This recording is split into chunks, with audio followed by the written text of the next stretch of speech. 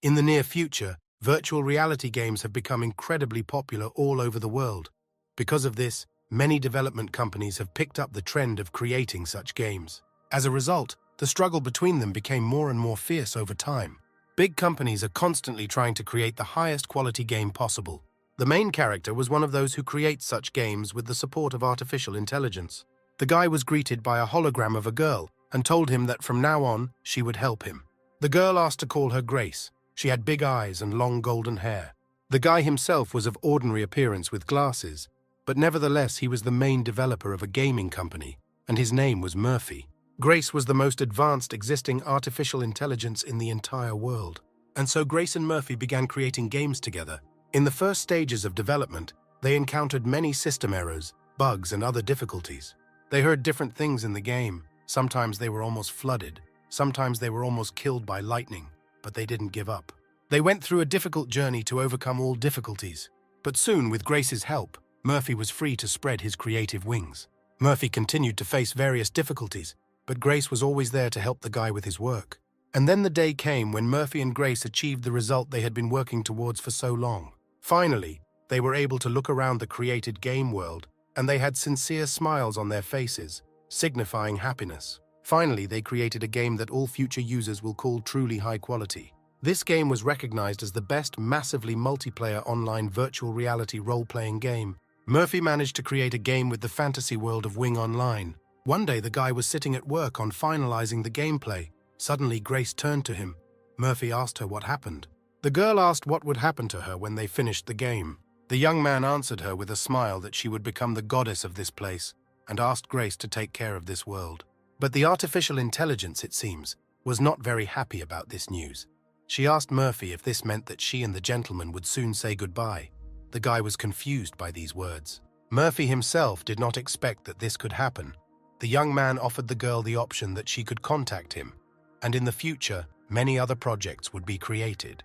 But Grace didn't even listen further to the guy. She turned away and said that it was unlikely that she would help with them, since she would be busy here. Murphy agreed with the girl. He said that she was probably right, because she would have a lot of work if she started managing the entire game. Grace began thoughtfully that one day, when this world came to an end, as now, the girl asked the young man to stay with her. The artificial intelligence turned to the developer and smiled a sincere and kind smile. Murphy opened his eyes in surprise and was silent because he did not know what to answer. For some time after, the developer sat on a chair and said something. He looked disheveled. At the end, he summed up that this is how he sees the next major update. It's been a long time since their company launched Ving Online, a full 5 years already. One of the people present in the discussion room entered into a dialogue with Murphy. He was the general director of the company's commercial department, and his name was Sam. The man said that previously they had a stable number of players, but recently their number began to fall, as a result of which sales also decreased. Sam added that the commercial department was proposing to add an in-game payment system in the Season 6 update, to which Murphy indignantly wondered why on earth. The general manager of the commercial department was shocked because he expected Murphy to approve of this proposal. But the developer continued to sit with his hands behind his head. He irritably asked Sam who allowed him to add this payment system. But the man, slightly confused, replied that all this was for the benefit of the company. But Murphy repeated the director's phrase and suggested that if he thought that way, the other executives should agree to sell the company's shares at the end of the year. Some of those present sat, keeping a straight face, and some openly began to worry, because Murphy's words turned out to be true. The developer added with an evil smile that they thought this decision would raise their price at least a little and told them to act. One of the men present told him to stop discussing such things here. Murphy went on to say that they should release an improvement to the server next, but if they plan to make it a moneymaker, then wholesale selling the stock after the price goes up will end up hurting the company even more. The developer concluded that this will all lead to the end of the game, and the balance between small investors will be destroyed. Murphy asked the CEO about how many companies have gone bankrupt for the same reason, due to the introduction of an in-game payment system. In conclusion, the developer said that all this will not happen while he works here. The guy said that he would not allow them to cheat in the game he created, but all the men gathered in the hall were tensely silent, and the general director was tormented by excitement that his insidious plan was so easily revealed. One of those present could not stand it and shouted to Murphy that he was crazy and no one was going to cheat. But the guy told him that if they wanted, they could always fire him. The developer got up from his chair and headed towards the exit. But as he left, he added that they didn't have the courage for that. Murphy said that if they do decide to fire him, they shouldn't expect him to change his mind. With these words, the guy slammed the door of the discussion room with all his might. The men remaining in the hall began to discuss the behavior of the developer. They called him names, said that the meeting had just begun, but immediately ended in a quarrel. But someone said that nothing could be done. After all, he was the creator of the game. But others said that it was still impossible to behave this way and decided to try to persuade him. But the general director himself was silent. He looked very gloomy. Meanwhile, Murphy walked irritably along the corridor. He thought that the chairman's son was too suspicious in appearance. 3 days passed. During the day, something strange happened on the main square in the online game wing. All participants in the game stood calmly in the square. Suddenly, a player appeared in the square. Everyone present immediately noticed him. Some simply turned and looked at him, while others were surprised and even panicked. The player began to be enveloped by something small and black, similar to clusters of aura. The player himself extended his hand and forcefully asked for help from characters with healing abilities. But then the player fell to his knees. Those present began to suspect that the guy was poisoned with something. One of the players ordered to quickly use purification on him. A girl with a staff emerged from the crowd of players. She decided to help the poisoned player with her energy cleansing, which removes negative statuses from the target. The purification was aimed at the player and began to affect them, but the black aura of poison spread faster. The infection consumed half of the guy's body, and half of his body fell to the ground. Everyone present was shocked. They did not understand whether the guy died or not. A status arose that the guy had turned to dust, which no one understood. The rest of the players were enveloped in panic and fear as the black dust began to spread further. After some time, information about this incident reached the main office of the game, and the community message board was bursting with the number of messages. John, who was the head of the quality assurance department, burst into Murphy's office and told the developer that it seemed that the game was spreading into an incurable epidemic. The guy added that the problem is that if you die because of this virus, your account and character disappear forever. Murphy was calm. He said that he would go and check now. The developer added that the problem should not be serious and asked John not to worry because they would restore the accounts when he finished checking. But the head of the quality assurance department was not sure of the guy's words. Therefore, John added that in all likelihood, this will not be easy to fix because the players are going crazy. But Murphy no longer listened to him. He closed the gaming booth and entered the game himself to figure out what was happening in it. A system message appeared on the screen, prompting the guy to select the mode he wanted to access. The young man answers the system that he wants to select developer mode. A new system message appears on the screen, stating that a connection is being established with developer mode. Murphy was instantly transported into the playing space. And then the guy appeared in the game on the main square. The guy greeted all the players and introduced himself as Game Master Anchovy. At the same moment, the players asked him why he couldn't fix the game. The developer explained that they are currently trying to figure out the cause of the current issue and fix it as quickly as possible. But players were outraged at how a character could disappear completely and asked Anchovy to make sure they returned. The developer posted a message that an urgent check would be carried out as a result, but people began to become even more indignant. Anchovy added messages that user accounts and characters will be returned after verification. They will all be restored. But the players' dissatisfaction only grew, so the developer simply switched off. Anchovy was transported to another game location, where there were no characters, in order to finally be in silence. The guy noticed the black dust flying around. He caught one part of it and realized that this was an epidemic status that he had created. The young man's plan was to sow panic in the game, to spread the status of an epidemic throughout the entire gaming space. Anchovy wanted to infect all players with this epidemic. But then Murphy realized that things were much more serious than he had imagined. Then Grace turned to Anchovy, who asked why the guy was conducting such a terrible experiment. But Murphy replied with a smile that he was hosting it as a tribute to the classic games. The developer spoke about the most famous, massively multiplayer online role-playing game of the 2000s, in which a bug arose that caused an epidemic. Grace was surprised and asked again. Murphy clarified, adding that the problem had become so serious that even documents related to the game were published. The young man said that he had not seen such classic game events in other modern games, so he tried to recreate them in this game. Murphy added that the problem is that it has become a fatal bug that cannot be controlled by the in-game system. The young man noted this as a little wasteful, but there was nothing he could do about it. The guy asked Grace to delete all data from here. The girl responded with approval. And in theory, then everything should have gone away, but the epidemic remained. Anchovy began to suspect that it was all because of Grace. Murphy asked the artificial intelligence to report the current status, but Grace did not respond. Suddenly, someone's words were heard behind the guy's back that no one would answer him, no matter how much he called. Then CEO Sam appeared next to Murphy. The man announced to Anchovy that from now on he has no access to the data of this game. The developer turned around and angrily asked the director what he was talking about, but Sam answered the guy with joy on his face that he was saying that he was fired. Murphy's face was filled with shock and bewilderment at the CEO's sudden announcement. Sam explained that in today's news, the serious incident that happened in this game was because of an employee who rebelled against the company. He deliberately created a plan to destroy it, and the company, having learned about this, decided to fire him. From these words, Murphy stood in a stupor and remained silent.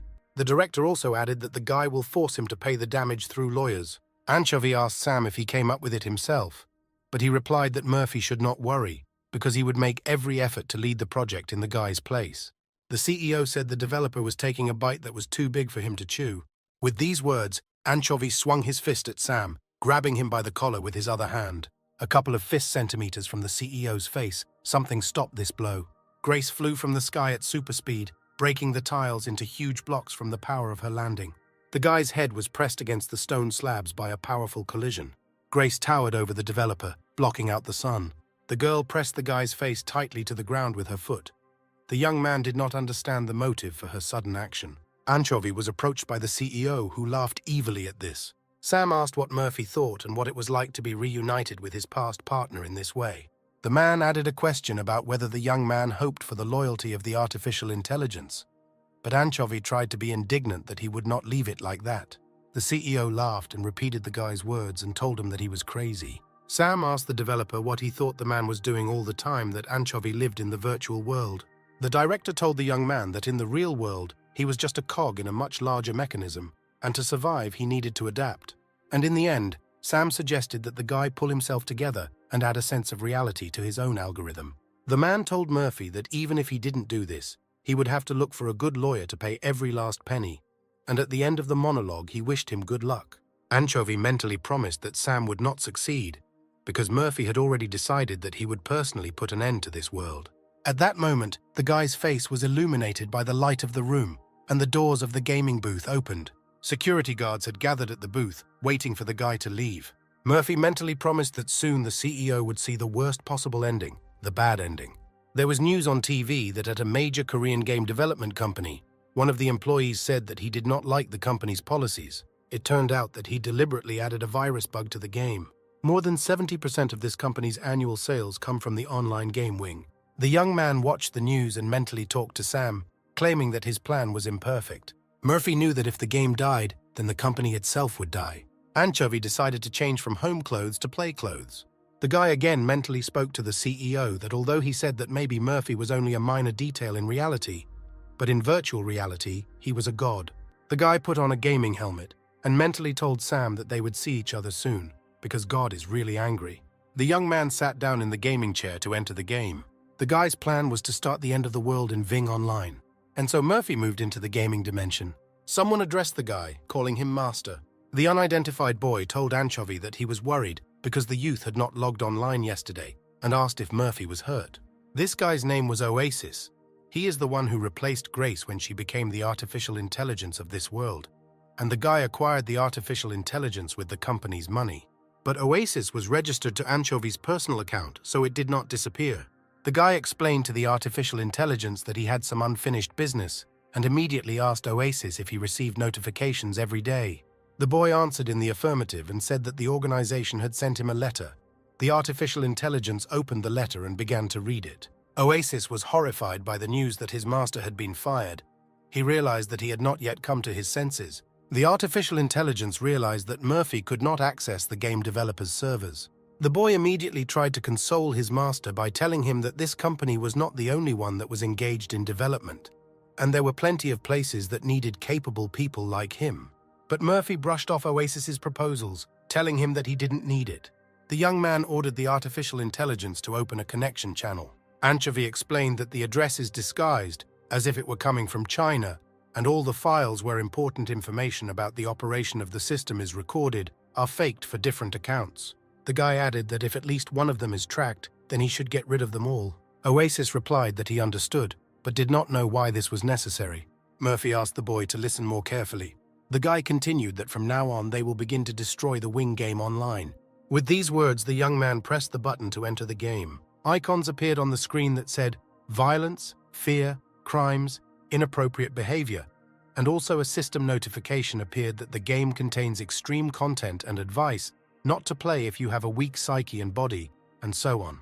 Anchovy moved into the playing space where he was met by Oasis, who was dressed in women's clothing. The boy greeted his master, saying that he was here. Murphy was angry at him because it took him too long to simply create a character. But Oasis explained that this was his first time becoming an in-game character, which is why customization took so long. The artificial intelligence was happy that it finally had a real body. But this angered Anchovy. The Oasis glowed with happiness. It was interesting and exciting for him. He liked this wonderful feeling. But much to the boy's regret, Murphy did not share his joy and moved forward, leaving behind the rejoicing artificial intelligence. Oasis noticed that his master had gotten far ahead of him and rushed to catch up with his master, begging him to wait so that he could go together. The guys came to some village. It was quite lively there. Due to the disconnection from the organization's system, all online information related to Wing was reset, so everything appears new. Therefore, Murphy waited for more, and Oasis followed him and glowed with joy. Anchovy didn't understand why his artificial intelligence was so happy. Meanwhile, the boy dreamily thought about adventures with his master. For him, they were like a dream. Oasis asked his master what they would do, and immediately suggested that since they were low level, they could hunt squirrels, since they were only level 1. The boy continued to reason that they would first take the task from the village chief. But Anchovy interrupted him and asked him to hold the torch in the chicken. Oasis did not understand what his master's actions were. Therefore, the artificial intelligence decided to ask Murphy why they needed a torch.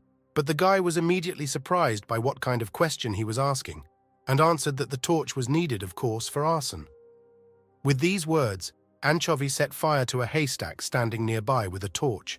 Oasis was horrified by the actions of his master, but Murphy gloatingly told the boy to repeat after him because they needed a character with notoriety. Suddenly, the flames of fire spread throughout all the houses of the village, and a system message appeared that the guy had committed a crime, for which he earned 10 points of dishonor.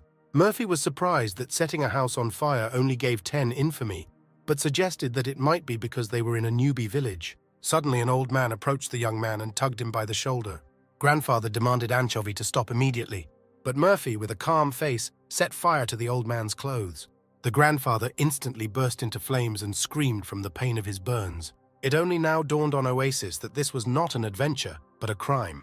A system message appeared that Murphy had killed a non-player character and earned 100 dishonor points. The guy was happy and said that he knew that the game system would give a lot of points for killing non-player characters. The artificial intelligence was indignant and asked what his master was doing, but the young man told him not to worry because he would resurrect anyway, and then the old man's corpse instantly disappeared. But very close by, a new hologram of the old man's non-player character began to appear. The grandfather approached the guy and greeted him, introducing himself as the headman of this village. But Murphy immediately brought a torch with fire to him, causing the old man to catch fire. The young man was delighted to discover an easy way to earn dishonor points. Meanwhile, Oasis watched in horror at the actions of his master and prayed that at least someone would stop him. Suddenly, someone's scream was heard, indicating what was happening with the guys. A crowd of villagers pointed at Murphy, who set fire to their village and headed to a showdown with him. They were already a couple of meters from Anchovy and were armed. Oasis mentally begged them to stop their mad master, but Murphy dealt with them in the same way as with the village headman. Some of the surviving residents fled in fear away from the ferocity of Anchovy. Meanwhile, the system displayed messages one after another that the guy had killed an NPC and earned 100 points of infamy.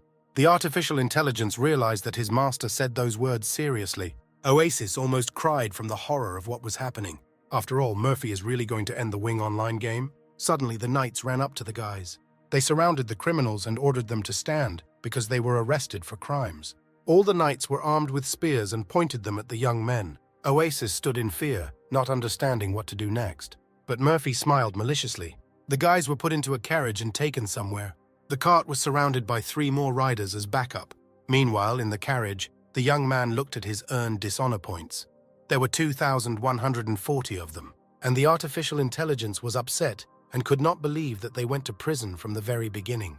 Anchovy reassured the boy, saying that a different place awaits newcomers. This is an advantage for novice players to make it easier to get used to. The guy added that even as a beginner, you can still make money from dishonor, and asked the artificial intelligence what would happen then. Oasis replied that he did not know. Murphy explained that in this case the village of newcomers would change to a city of crime. Meanwhile, the guys had already been brought to the place. It was quite spacious, and there were some objects standing there. Murphy settled down to sit on the floor. The criminals were rather rudely shoved into some room. The knight angrily said that this ditch suited them perfectly. Finally, the man spat in the direction of the young men and left. The guys were left in this place, and the knights themselves went about their business. Murphy explained to the boy that if a player reaches a certain number of dishonor points, he receives a reward. Now the guards were not attacking him, but the thugs were hunting for him. This is the only city where players with a bad reputation can survive. This city is called Underground. Oasis asked if there were any positives to this city. The young man answered him that instead of them, the guys could take a hidden task that no one had ever received. This was a villain's quest, available only to the worst players in the world. The artificial intelligence noticed that it was directly about his master, and thought that it was quite effective if Murphy aimed at him. But Anchovy explained to the boy that not really, this was just a desperate step. Oasis asked the guy why he was taking risks then. Murphy explained that he worked hard to develop this task, but no one knows or uses it. The guy added that this is extremely sad. Suddenly, someone called the guys. A man in a black cloak appeared in the darkness. He commanded the young men to approach him. The guys hesitated in surprise, but the man repeated the request and added that he had good news for them. Murphy explained to the artificial intelligence that this man is a non-player character who is issuing this task. The stranger said that he couldn't believe that the young man had already earned so much dishonor. It seemed to him that the guy was not one of the usual villains. The man introduced himself as Dean. He was a dark magician. Dean added that the guys seemed ready to serve the Dark Lord. A hologram screen with a system notification appeared in front of the boys. The message says that the Dark Mage Dean is trying to make them a member of the Dark Cult. The condition of the task was to earn more than 1,000 dishonor points as a newcomer. Then the class will change to a hidden Dark Mage. Oasis told the master that this was incredible, so this is what he wanted. But Murphy, smiling wickedly, summoned a fiery torch. Anchovy looks at the boy questioningly. Artificial intelligence began to doubt its assumption. At that moment, the young man directed the flame of the torch at the magician Dean. Oasis screamed. He asked the guy to stop, because the magician could give him a hidden class and clarify whether this is what his master came for. But Murphy did not stop. The boy shouted to him about why the guy continued to kill the magician Dean. The artificial intelligence called Anchovy crazy, but the guy explained that he was not a pervert for killing an NPC without a reason. Suddenly, Dean's charred body rose from the ground. A dense, gloomy blue curtain of energy formed over the magician. Oasis was surprised by what he saw and was frightened. And Murphy smiled slyly, because it seemed that everything was going according to his plan. The charred body of the magician began to change. His limbs began to be covered with armor. A few moments later, a knight appeared in front of the guys, covered in this dark blue energy. The gloomy entity spoke. She said that she could not believe that the guy killed Dean. And the knight added that he had been waiting for a long time for people like Murphy, thoroughly imbued with evil. For some reason, the artificial intelligence felt insulted. The entity introduced itself as Terry, commander of the Dark Knights, and ordered to follow him. Terry said that he would find a suitable use for their anger. Then a hologram screen appeared with a system notification that Terry, the commander of the Dark Knights, wanted to create a Dark Lord character, and the reward of the task was to change the class to a hidden Dark Knight. The young man explained to Oasis that he was just looking for the Dark Knight. The artificial intelligence was surprised by the guy's words and seemed to like their content. The boy invited the gentleman to go together, and the boys followed into the dark portal. The location changed to an even gloomier one. The new room resembled a medieval castle. It was illuminated by fiery torches. Terry and the young men ascended to some kind of spiritualistic circle. The knight welcomed the villains to the new place. But Terry said that before he bestows the title of Dark Knights on the guys, he asked permission to ask them a few questions. The knight started from Oasis, he called him. Murphy quietly explained to the artificial intelligence to give a negative answer to Terry's question, because he would have another task. But the boy was indignant. He called the gentleman petty, because he wants to appropriate all the classwork only for himself. But Anchovy explained to the boy that they should advance together. If both are of the same class, then the balance of the group will be upset. Murphy added to Oasis not to worry, because the second quest would be perfect for him. The Dark Knight turned his gaze to the artificial intelligence, leaving him shocked. Terry said that the only and absolute ruler of this world is the Dark Star. Does Oasis agree with this? After hesitating for a second, the boy gives the knight a negative answer. This answer makes Terry furious. He screamed at the boy, how dare he deny the Dark Star, and announced to Oasis that he had not passed. The Dark Knight chased away the artificial intelligence. Terry turned to Murphy and asked him the same question. The question is whether he agrees, to which Murphy agreed. Anchovy added that the only person capable of ruling the world can only be a Dark Star. Terry praised the young man for his excellent answer. The Dark Knight asked the guy, as a minion of a Dark Star, whether Murphy would devote himself to a dark cult. The guy agreed to this. Terry asked the young man, as a member of the Dark Knights, if he would take it upon himself to destroy the followers of the light. Anchovy replied that this is exactly what he wants. The entity praised the guy for his answer and asked his name. The young man introduced himself as Leo. The NPC asked one last question to Anchovy. Will Leo dedicate his body and soul to the Dark Lord? A system message appeared with a text that said if the guy agreed, he would become a Dark Knight, and asked if he agreed, to which the guy gladly agreed. A system message appeared that Murphy has become a Dark Knight. Friendship has been established with a dark cult. Mana points will be removed. All skills will require health points. All skills are available only to Dark Knights. They will be unlocked depending on the character's level. Another message said that the unique characteristic of the Dark Knight, diabolism, had been unlocked. The guy began to reason that if he raised the level of dishonor, he could endlessly become stronger. The guy added that his indicators will be reset to 0 when he is caught by the guards, and the young man will have to raise the level of all his skills again. In these extreme conditions lies the beauty of the task. Oasis was annoyed at the thought that instead of adventure, they had to commit crimes and be on the run. The knight congratulated the young man on joining the Dark Knights and gave him a small gift. It was a huge sword. But Murphy noted that the chalk was too small and thought that it was necessary to install the original weapon so that he could get a normal one, and the system displayed a new message about the appearance of the sword. The Dark Knight told the guy to go and spread the name of the dark cult throughout the continent. Oasis wanted to leave to get the task, but Murphy stopped him. The guy decides to kill Terry, for the sake of a bright future for the dark cult. The guy raised his sword against the knight. In the game, you earn experience and level up by hunting monsters. Equipment can be obtained by purchasing it with gold received from quests. Sometimes you can do collecting, or you can do cooking, join groups with friends, go on adventures and go on group trips to dungeons. After all, this is the essence of a massively multiplayer online role-playing game. Spending 9 hours hacking away at an NPC who can't even respond is abnormal gameplay.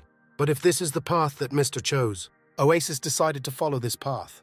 The boy grabbed the torch tighter and ran towards the knight with it to help Murphy. The artificial intelligence jumped up and raised the torch straight into the knight's face. Some of the flames touched Terry's armor. The young man called Oasis a fool because the Dark Knight was immune to fire and the boy was not a member of the dark cult. Anchovy added that if a non-cult user attacks him, Terry will fight. The artificial intelligence looked from Murphy to the Dark Knight. The entity raised its giant sword upward, intending to strike at the Oasis that attacked it. It only took half a second for Terry to behead the weak boy. The head of the artificial intelligence flew far from the battlefield. A system message appeared, which suggested that he be revived in the village. But upon revival, he would receive a 3-day penalty for lack of experience. Oasis called the gentleman, but Murphy explained to him that if he stopped attacking Terry, his health points would be restored. So the young man asked the boy to wait a little. Anchovy added that if he was reborn in the village, he would receive a fine, so the guy advised him never to do this. The artificial intelligence asked the master to hurry up, but 3 hours later, Murphy was still fighting the monster. And finally, the guy deals a crushing blow to the Dark Knight, cutting off the entity's head. Anchovy picks up the enemy's helmet and raises it up to show Oasis. The guy boasted that he was able to avenge his artificial intelligence, but the boy asked to resurrect him as soon as possible. A system message appeared that the resurrection stone had been used. Murphy brought Oasis back to life. The artificial intelligence rubbed its neck and said that it did not want its head to be cut off again. But Anchovy was only interested in what things happened to Terry. The young man came closer to the body of the murdered Dark Knight. A system message appeared about the appearance of a mask. The guy noted that the mask was of a unique class, but there are restrictions for magicians below the 85th level, so the young man cannot use it. With that, Murphy threw her back into Oasis's arms. Anchovy said that he would sell it later, but for now he asked to keep the mask with him. The artificial intelligence twirled the mask in its hands, examining it. The boy had a terrible feeling. The second item dropped from the night turned out to be a poisonous basilisk potion. Murphy said that this would be useful to him. The third item dropped was an unknown key. Oasis became interested in what this key was needed for. He began to glow with feelings. But the guy replied that he would tell him about its purpose later. But the artificial intelligence began to be indignant that the guy was playing on his own and not sharing any information. And they also cut off his head. Oasis wondered why he and the master came here in the first place. Murphy asked the boy not to be offended and pulled him towards the portal to return to the village.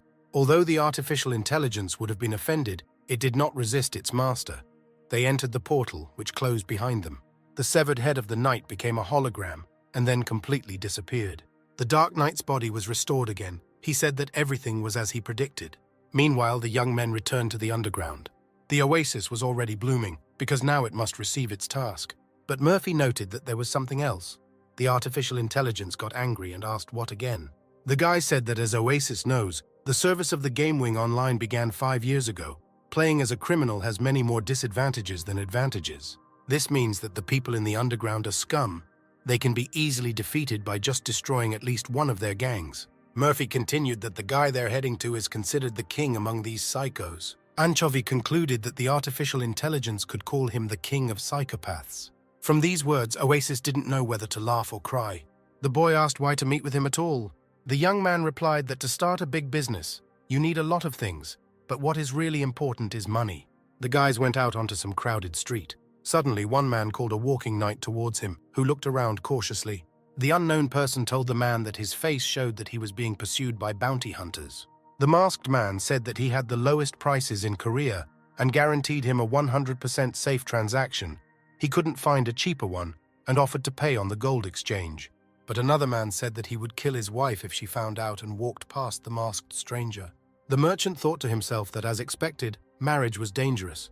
That was not why he was single, but simply did not want to get married yet. But then Murphy and Oasis approached this man. Anchovy immediately stated that he wanted to meet with his boss. The masked man looked askance at the newcomers. He noticed that they looked like garbage, and they ignored such people. The merchant stated that he was an ordinary player, but the young man asked the man to tell Alex that Anchovy had done a lot of things. The man's expression instantly changed to one of concern. But still, the stranger pretended that he had no idea what Murphy was talking about and added to the guy that he had made a mistake. And the man himself started to run away. Oasis asked the gentleman if they would let him go like that. Murphy calmly told him to wait, and the artificial intelligence asked the guy who Anchovy was. The young man explained that Anchovy was the nickname that the guy used for his Game Master account when he was working on the game. Oasis was horrified by what he heard. He asked Murphy if it was possible to reveal his identity like that. But the young man simply replied that the information here is confidential. These are the rules of this place. And besides, Alex will not spill the beans. The young man mysteriously added that Alex knew him personally. Meanwhile, 2 unknown men crept up to the waiting guys. One unknown person was carefully looking around the corner for his surroundings. Oasis turned to the young man, hinting at someone else's presence. But Murphy briefly replied that he knew. Alex sent even more of his psychos. One of those unknown people came out to Anchovy and told him that the boss wanted to see him. They put a bag on Murphy's head. He asked them to be more gentle. The artificial intelligence screamed in excitement for his master. But the guy told Oasis not to worry. And he added that for safety reasons, they also put a bag on the boy's head. The bandits took the guys into some mine. Oasis and Murphy, in addition to having bags put on their heads, also had their hands tied. One of the group of thugs told the boss that he had brought them, and he allowed them to enter. The guys were taken into some room and released. Their masks were taken off and their hands were freed.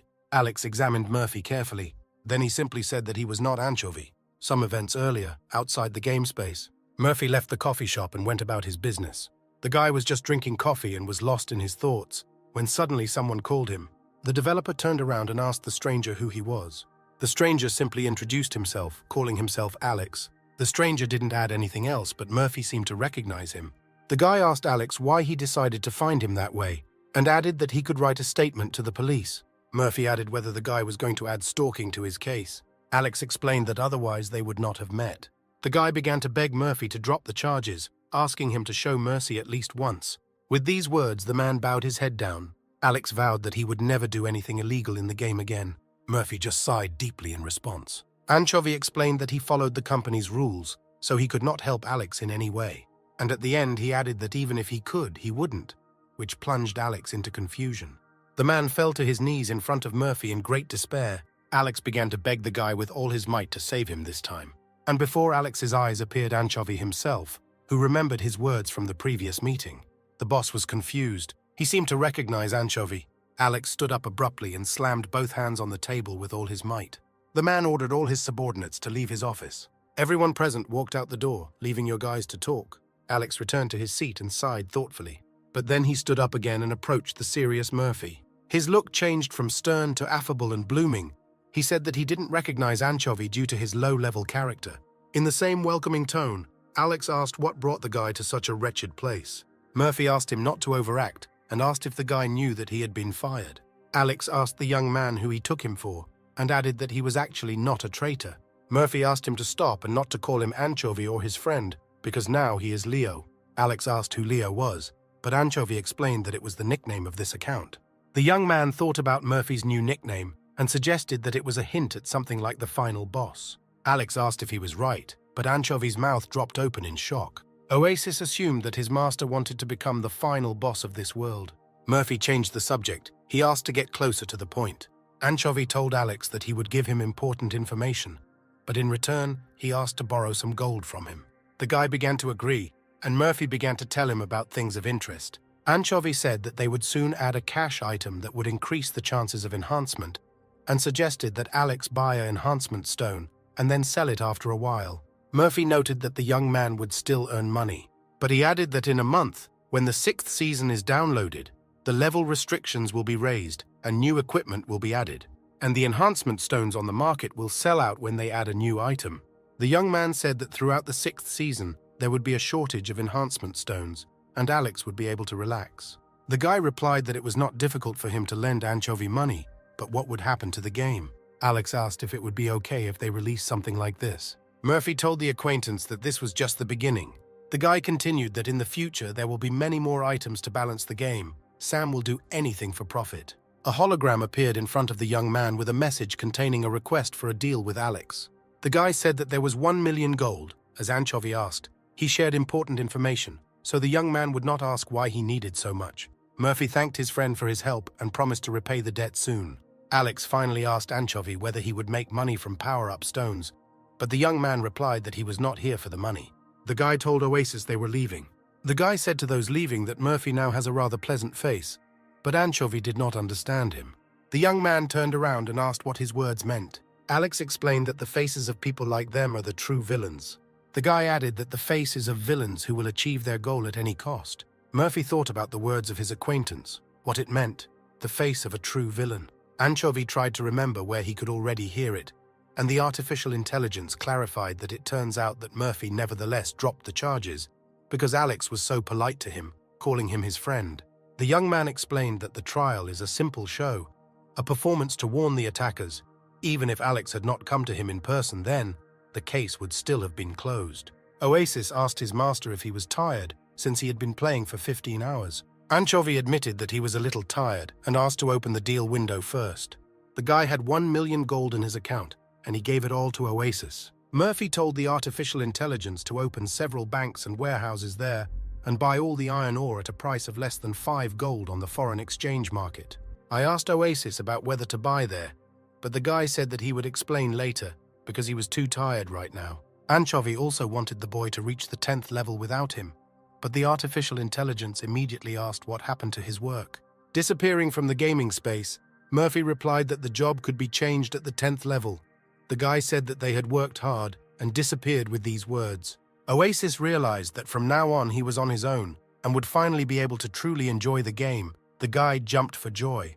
The guy went into one of the stores and announced that he was buying all the iron ore for 5 gold pieces. A system notification about the completion of the purchase of iron ore appeared. Artificial intelligence went hunting for bats, and then the boy went hunting for spiders. A hologram of a system notification appeared, indicating that the inventory was full, and a request to try again when the boy freed up space in the inventory. Oasis realized that he had collected too many items and began to think about what to do with them next. artificial intelligence decided to create fabric from spider webs. The system notified that the level of manufacturing skill had increased. Oasis realized how much fun it was. The boy decided to try cooking. The system notified him that he had increased his cooking skill. The boy began to wonder that he had nothing to do. But suddenly, Oasis found something that he had not done before. It was fishing. The system sent messages about the increase in the level of fishing skill. Artificial intelligence has been upgraded so much with the help of manufacturing. Now its level has increased to 12th.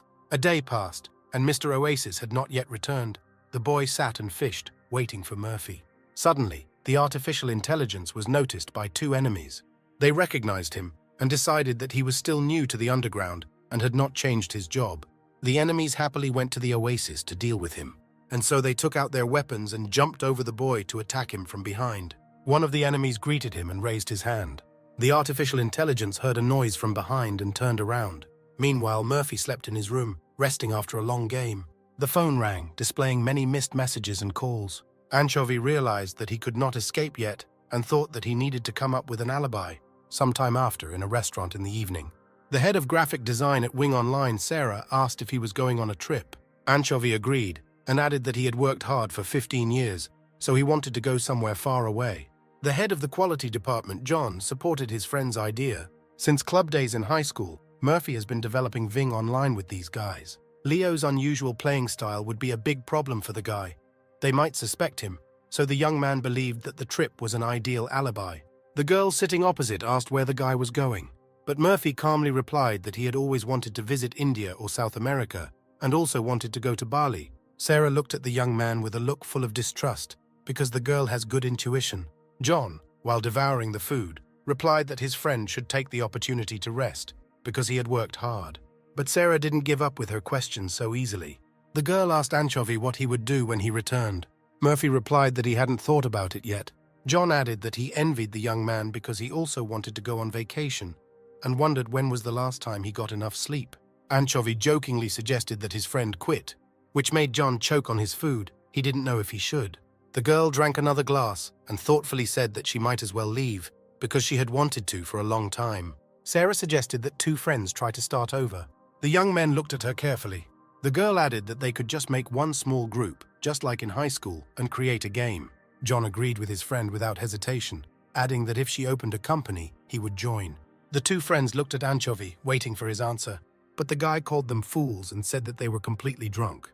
The girl said she was serious, and Murphy reminded her that she was responsible for her mother's hospital bills and her brother's tuition. Sarah fell silent. She understood that the young man was right. Anchovy turned to John. He said that his friend had a pregnant wife. How could he say such nonsense? The friends tried to somehow object, but the young man called them idiots and asked them to forget about it. Murphy simply poured more drinks for his friends. The young man thought that one day the three of them would create a small company, and Anchovy would be happy to work on games in it. But now it was impossible. After all, the guy must first take revenge on the company for destroying their game. Anchovy was confident that he could handle being a villain alone. But a little later, the young man thought about how his artificial intelligence Oasis would fare there. Meanwhile, the boy fought his enemies with all his might. One of the villains noticed something, but the second continued to deliver powerful blows to the boy. One of these blows crumbled the concrete surface of the street, and Oasis barely dodged the blow. But the artificial intelligence asked the guys what was happening and why they suddenly began to attack. But the enemies did not understand who the boy was, because he repelled their attacks very well. The men did not understand how a novice player could block. The enemies agreed that this was impossible. Most likely it was a mistake, and decided to try attacking Oasis again. Two enemies rushed as fast as they could at the boy, who just a couple of minutes ago was just fishing. The artificial intelligence opened its eyes, expressing excitement. Oasis got into a pose and prepared to fight the guys. He had a dagger in his hand, and so the boy repelled the enemy's blow. The system displayed a message that there was a successful block. Here the second enemy immediately attacked, but the boy repelled his blow too. The system again displayed a message that there was a successful block. Oasis asked the enemies why they continued to attack. One of the men asked the other whether it was a technical error in the game or not. The second replied that it did not look like an error. The enemy told the other that blocking only reduces incoming damage, but his comrade replied that not with this weapon. The man added that the only weapon in Wing Online with 100% block can be bought in the beginner village. This weapon is called the Novice's Dagger. One of the enemies noticed that this was dishonest. but the second explained that no one uses this weapon because the damage is too low. The man was surprised that Oasis was able to repel the attacks only with his level of skill in the game. The second of the bandits suggested that there were two options. Either the boy was a genius in one-on-one battles, or he was using a code of advantages. But the first one noticed that he had never met heroes who used advantage codes in this game. But the second of the enemies said that then this explains everything. The man suggested that his friend check everything on his own, whether he uses special benefit codes or not. And with these words, the man takes out a crossbow and shoots an arrow at the artificial intelligence. The enemy screamed at the boy to try to repel it.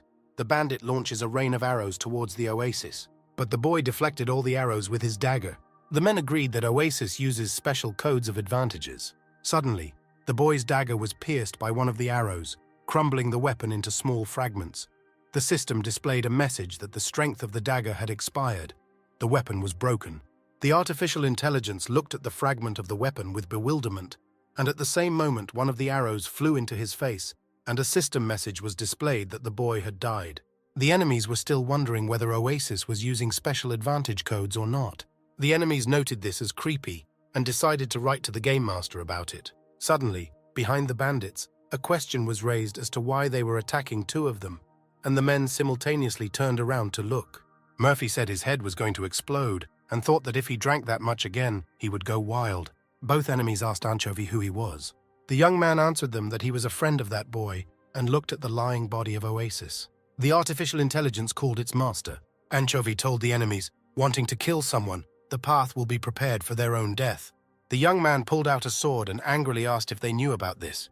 The guy pointed a knife at his enemies, ready to attack them at any moment. Both enemies were wary. Their faces expressed tension. Murphy jumped up and ran as fast as he could towards the enemies. At one moment, Anchovy was already behind the archer. The young man struck at the villain, but a second later the man realized that Murphy was not so strong. His attack did nothing. At once he laughed and called his opponent incompetent. Anchovy realized that due to the difference in levels, the damage did not go through. Meanwhile, the second of the villains soared into the air above him. The guy wondered if it was time for the enemy to prepare for death. But the man asked him in response whether he was ready and unleashed a crushing blow on the young man, but he was able to dodge, and the enemy smashes the stone street with his blow. The young man returned to a stable position to prepare to continue the battle with the enemy. Murphy took out a poisonous basilisk potion, although he was sorry to use it on such a relatively not very dangerous enemy. But Anchovy realized that in this case he had no choice. With these words, the guy throws a bottle of poisonous basilisk potion directly at the enemy. The male archer does not understand what it is, but he correctly suspects that it is a poisonous potion. The enemy shouts to his friend that he needs to get out of the poisonous cloud. The enemies ran as fast as they could away from the cloud of poisonous substance. But at this moment, Murphy throws a second container of poison at the men. The bandits decide to split up. Anchovy, meanwhile, was already on a hill right above the villains. He told them not to worry, because this poison has the properties of most gases. The guy added that if he is set on fire, he will disappear. And with these words, Murphy throws a torch with a flame of fire at the enemies. The first of the villains ordered his friend to run. An instant later, a colossal explosion occurred, the flames spreading over a large area of the territory. The second of the men drank a healing potion and commanded the first to do the same. But the archer said that he was stunned and was unable to perform actions. The first villain thought that he was stunned because he had lost 70% of his health points in 5 seconds, and if he was attacked before the effect ended, he would be finished. Murphy came out of the fire to the enemies and told the men, as expected from high-level players, that it seemed they were still alive. Anchovy's gaze expressed gloating towards the bandits. The archer asked his comrade to buy him time until the stun wore off. The second villain agreed with him and added that he should not worry. The man used the ability of a defensive stance, the essence of which is that the hero enters an invulnerable state, losing the ability to attack, and all attacks against members of his own group are redirected to the hero who activated the ability, and the defense increases. Murphy realized that he would have to use a sword with a dark aura. Anchovy takes out a huge magic sword and rushes to attack the enemy. But the man noticed that with the guy's current strength, this technique would not work. The young man does not listen to the enemy's words and flies into the air above the enemy to strike. At the same moment, Murphy brings down a blow with his sword on the villain, and he wonders where such damage comes from. Anchovy notices that this blow is already different from the previous ones. But the new skill consumes a percentage of health points per second, which is quite risky. but this is the only way the guy can compensate for the difference in levels. The young man understands that he needs to finish it quickly and strikes the enemy with a series of blows with his sword. The archer commanded his comrade to cancel his defensive stance and simply attack. The man agrees and cancels his activated ability. The enemy raises his hands in a blow and announces to Murphy that his bluff is over. These words tensed Anchovy, who looked at the villain with a dissatisfied glance. The second of the enemies delivers a cutting blow to his enemy. A flash of light obscured everything around, blocking the view of the battlefield. But now the smoke cleared, and the enemy's insidious grin was replaced by an expression of shock on his face. Murphy had the same rookie dagger in his hands, which managed to completely repel the enemy's crushing attack. The archer explained that the guy managed to change weapons, but the second villain noticed that it was impossible to change weapons during the battle. The first enemy added that theoretically changing weapons during a battle was possible, but this was the first time in his experience. A short period of time is very important here, because the slightest mistake and the hero will be fined for the weapon that fell out of his hands, since every second affects the result of a one-on-one battle, and this technique is considered forgotten. Both enemies wondered how this guy used her and who he was in general. The enemies, the moment they saw the young man approaching them, decided to retreat. After all, the villains realized that in front of them was not a newcomer, but a monster. But Murphy says he's much worse than the monster. Anchovy told the men that he was an endangered species, and with these words, the guy swung his dark blade at his enemies. Both villains closely monitor the young man and decide what to do. But at that moment, the guy started running towards them as fast as he could. The second one prepared to fight Murphy and struck a pose. One moment, an Anchovy rushed past the villain, and he realized that the young man was not aiming at him. The archer told his comrade not to worry about him, because the stun had already worn off. The guy passed through the enemy in an instant. He didn't even understand what happened. Murphy cut his opponent in half and his pieces scattered everywhere. Before disappearing, the archer realizes that it's time for him to take a break. But Anchovy set off in pursuit of the second villain. The enemy took refuge in one of the underground blocks, where he temporarily decided to catch his breath and realize what had happened. The man quickly decides to leave the game before Murphy catches up with him. A system message appeared on the screen, saying that the game would exit in 5 seconds. The enemy began to wait for these 5 seconds to expire. 2 seconds before leaving the game, Murphy overtakes the enemy and raises his sword over the enemy. And at the last second before leaving the game, the guy cuts the second of the enemy into 2 to grow. Meanwhile, the artificial intelligence lay in the water with an arrow in its head, and it seems that the master forgot about it. A system notification hologram appeared that Murphy had used the resurrection stone. Oasis noted that this work is too extreme and he cannot do this. But Anchovy apologized to the boy and touched his head with his hand. The guy asked if he was late and looked the artificial intelligence straight in the eyes. Oasis was in some confusion after this. But when the ice thawed, the boy looked brighter, and he said that he was starting to get used to constant resurrections. Suddenly, a hologram of the system notification screen appeared, saying that Leo's player had 4,380 dishonor points. Murphy was indignant at the number of points, expecting that there would be much more, and with annoyance in his voice said that those guys were a small thing, although they seemed strong to him. Anchovy explained that when killing other players, the hero receives half of their dishonor, and the men only had about 2,000 points. A system message was displayed indicating that the level of diabolism had increased by 1 level, to which the guy reacted with annoyance. The guy told Oasis that due to his incredible reaction, he might be suspected of using advantage codes, so the young man advised the artificial intelligence to reduce his combat skills. The boy wondered how to turn it down on purpose. Murphy advised the boy to be more humane. Anchovy told the artificial intelligence to quickly follow him because it was time for his work. The guys came to the doors to the temple. Oasis wondered why they came here. Murphy took the boy by the shoulders and sat down in front of him. The guy explained that all his Dark Knight skills cost health points, so he must monitor his health bar. Anchovy continued that drinking healing potions or receiving healing, and so the young man asked Oasis to become a priest. The guy added that this was to restore his health points. Artificial intelligence explained his words on how to become his walking healer, but the young man realizes that he has been declassified. He picks up Oasis, throws him over his shoulder, and says that it's time to change his clothes. But the boy was indignant that he also wanted to get a hidden job, to which the guy briefly replied that he had already said that everything would happen. After some time, Oasis changed his clothes and went out to the gentleman. The young man turned to him. The artificial intelligence notified Murphy that he was finished. A system message appeared, which indicated Oasis's new job as a priest, his level, the level of his items, strength, agility, intelligence, endurance, magic. The guy laughed and said that he knew that this suited artificial intelligence and added that the guy looked just like a priest. Anchovy began to explain that the priests are noble people because if you run away from a group hike, people will line up to help. But Oasis said that he understood everything and asked the young man to stop. Murphy told the boy that now that he also had a job, he suggested moving on to the next goal. The boy asked if his master was going to kill non-player characters again. But the young man said that the goal was different, and it was that the guys needed to reach level 90 in 1 month. In other words, the young men would pump to the end. Artificial intelligence was surprised at how this could be done in 1 month. Oasis understood that it usually takes more than 6 months to fully upgrade. Murphy explained to the boy that the most extensive update would be released in a month. The guy added that this update will open a new world, new items will be added, and the maximum level will be raised to 100. The young man explained that he and Oasis will go through first, and when the update comes out, they will completely monopolize the new world. Anchovy announced this with great excitement on his face. The guys reached one place. The system displayed a message saying that this was a snake's lair. Oasis asked his master that aren't level 50th dungeons too difficult for them. The young man asked the boy not to worry because everything was planned. But Murphy didn't have time to finish his sentence when he heard terrible sounds right in front of him. Anchovy turned towards the incoming sound and saw a giant snake. At the same moment, the guy pushed his artificial intelligence aside. The snake monster struck at the place where the boy stood a second ago. The guy shouted to the monster that he almost scared him.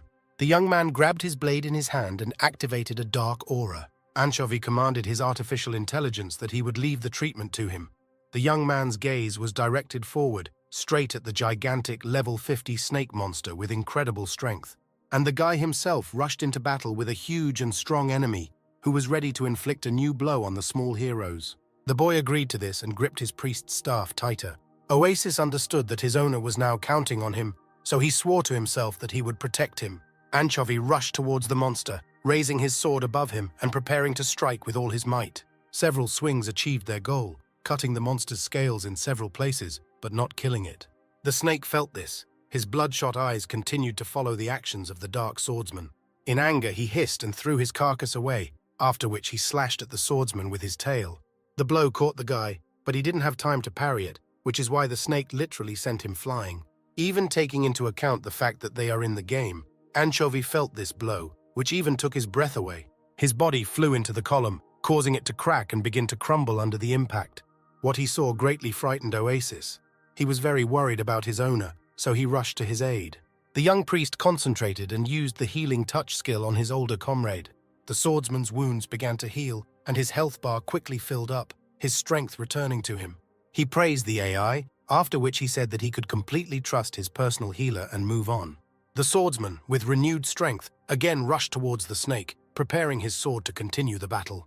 The priest, although not as quickly, followed the guy, informing him that he would cover his back. He again cast a healing touch spell on the swordsman, which made his comrade become even more active and cheerful. Anchovy was already close to the snake, so he raised his sword behind him to deliver another slashing blow. The blow fell directly on the hood of the giant serpent, but did not cause any significant damage to it. Oasis incessantly continued to use the healing touch spell, but the swordsman's health was already at its limit, so the spell had no effect, which the warrior himself noticed.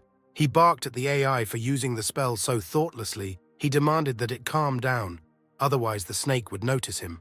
His words were the pure truth, because before he had time to do anything, the creature was already rushing towards the defenseless healer. The swordsman had no time to react. All he could do was watch helplessly. The boy continued to use spells, but noticed the danger approaching at full speed too late. The snake, with its mouth open, rushed at him, not giving the poor priest a chance to dodge or counterattack. One more moment, and the snake is already lying flat with its mouth closed in the place where the oasis had just been. The creature swallowed the poor boy, which made Anchovy very discouraged, not knowing what to do next. With his health-absorbing skills, he could not last long alone, so his time reserve was a little more than 1 minute. The snake had already turned in his direction, hissing angrily and preparing for another attack. In the remaining time, the swordsman had to defeat the monster, because otherwise he would die, which would mean the loss of all his accumulated points. He could not afford such a loss if he wanted to achieve his desire and destroy this game. So without hesitation, he rushed to the attack. The snake noticed the movement, so it also rushed at the guy. They were both aimed only at destroying each other. The snake lunged, but Anchovy was able to dodge it and was about to strike back. Unfortunately for him, he did not have enough space and inertia to hit the monster properly. This infuriated him after all. He was the one who invented them, because if not he, who should know how they attack and how to kill them? The snake wasted no time, so it was already preparing to hit the guy with its tail. In this movement, he recognized an attack, so all that remained was to get the timing right and dodge. Anchovy deftly jumped back at the right moment, and instead of pinning him in place, his tail hit the ground, breaking the stone floor. He landed safely on his feet and was already preparing for the kite's next move, while trying to remain calm. The snake surrounded him, intending to grab him with its body and crush the swordsman under the weight of its body. Having predicted the attack, the guy jumped up at the right moment, which is why the attack did not reach its target. He landed directly opposite the serpent, who, without a single emotion, continued to look at the escaped prey. The snake attacked again, opening its mouth to pierce Anchovy with its poisonous fangs. The swordsman again predicted the snake's blow, so he jumped and avoided the blow, causing the snake to simply crash into the rock behind him. He could not drag out this fight any longer, so right now he grabbed the sword with both hands, preparing to deliver one decisive blow. Continuing to fall straight towards the serpent, he saturated his thorn blade to pierce the creature's skull and end this fight. He fell with his entire body onto the snake, forcing it to additionally hit its head on the ground. The sword entered the monster's head to the hilt, causing him serious damage. Unfortunately for Anchovy, these injuries were not enough for the snake to die at his hands, so the monster hissed and began to fight, trying to throw the offender off his head. The guy swore and held his sword tightly. He understood that he could not manage here alone. The sword slipped out of the snake's skull, causing the swordsman to fall off the smooth head of the monster, unable to grab onto anything. As he fell, he thought that he was only one blow away from victory, but his strength was already leaving him. Falling down, he was already in despair and decided that this was a failure and he would have to start all over again. But before his body touched the ground, his strength began to return and his health bar quickly filled up. Feeling energized, he regrouped and landed safely on the cave floor. His unexpected recovery could only mean one thing. Oasis was still alive and helping him in any way he could. Somewhere inside the snake, the poor AI was casting its spells, thereby continuing to assist its master. With new strength, the guy promised himself that he would definitely save his comrade, so he rushed towards the monster. He ran towards him and prepared to finish off the monster, shouting at the same time that he would free his comrade from the snake's stomach. The snake, noticing the movement, also rushed in his direction, baring its two poisonous fangs, preparing to attack with them again. But luck was not on the monster's side, because one cutting blow from the swordsman was enough to cut the snake in two, ending this battle. Having made sure that the monster was dead, he began to carefully open its stomach, looking for his assistant in it. Among the slimy insides, he still managed to find poor Oasis, quietly awaiting salvation. Feeling the fresher air, he carefully opened his eyes, checking what was happening next to him. Seeing that the AI was alive, Anchovy exhaled, because even though they were in the game, at the moment he was very worried about his comrade. Realizing that the threat had passed, the young priest opened both eyes and turned to his master. He smiled heavily and said that, as promised, he would definitely cover the swordsman's back. After some time, still in the same cave, the detachment caught its breath from the heavy battle and came to its senses. Checking the statistics, they were very surprised that they were able to increase their level by as much as 5 points with just one monster. The guy noticed that the reason for this growth was the huge difference in levels between them and the monster. In addition, although they did not come here for a reward, but only to increase their level, they still managed to get something. On the corpse of the snake, they were able to collect gold coins, meat and scales, which in itself did not have any serious benefit. He thought that next time they should go to the dungeons, where they could get better items than these. After some time, he was already fiddling with the wall, looking for something on it, while Oasis just silently watched his master. Curiosity forced the AI to ask what they were doing now, because he did not understand what was happening at all. The guy continued to move his hand along the wall, explaining that instead of snakes, originally there should have been lizard people here. He moved his hand along the wall and continued the story that monsters that looked like people made players feel uncomfortable. So they designed the monsters as monsters and the humans as humans, without any middle hybrids. He stopped because something felt under his hand and forced him to take a closer look. Continuing his explanation and wiping the dust from the wall, he explained that lizard people often use traps, which is why there had to be some in this dungeon. Having wiped the dust off the wall, he was finally able to clearly see the lever on it in the form of an ordinary protruding stone. With due effort, he turned the lever a little, causing a slight shaking to begin under their feet. In the place where they were moving, the floor split into two hatch doors and fell down, revealing to their gaze crooked but sharp spikes at the bottom of the pit. The boy priest was surprised by what he saw, but Anchovy himself did not react to this in any way.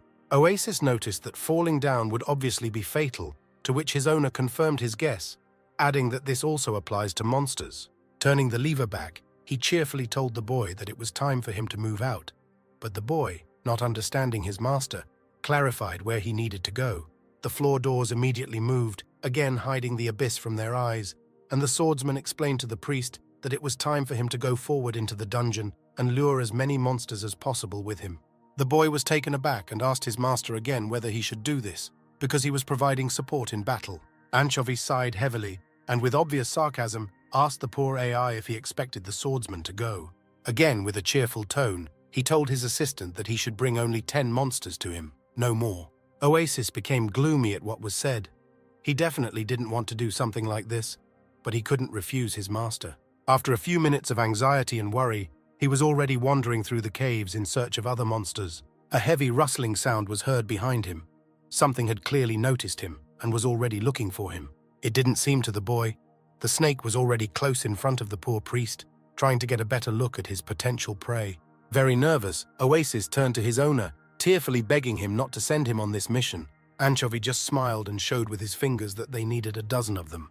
Tears of fear appeared in the eyes of the priest. He understood that he would either complete this task or die endlessly trying. After some time, one of the snakes hissed menacingly at its prey, which it still could not keep up with. The AI ran as fast as it could, fighting for its life to the last and not allowing the snakes to swallow itself alive again. Already a whole pack of snakes was chasing the poor boy, not lagging a meter behind their prey. Anchovy watched the booth inside the caves from the sidelines, quietly waiting for his assistant to return. For a moment everything was quiet. The swordsman peered into the darkness of the caves and was somehow able to see his comrade running towards him. Poor Oasis was running from a whole pack of monsters, crying out to his master to help him. The pack of snakes continued to chase him. They did not want to miss their prey.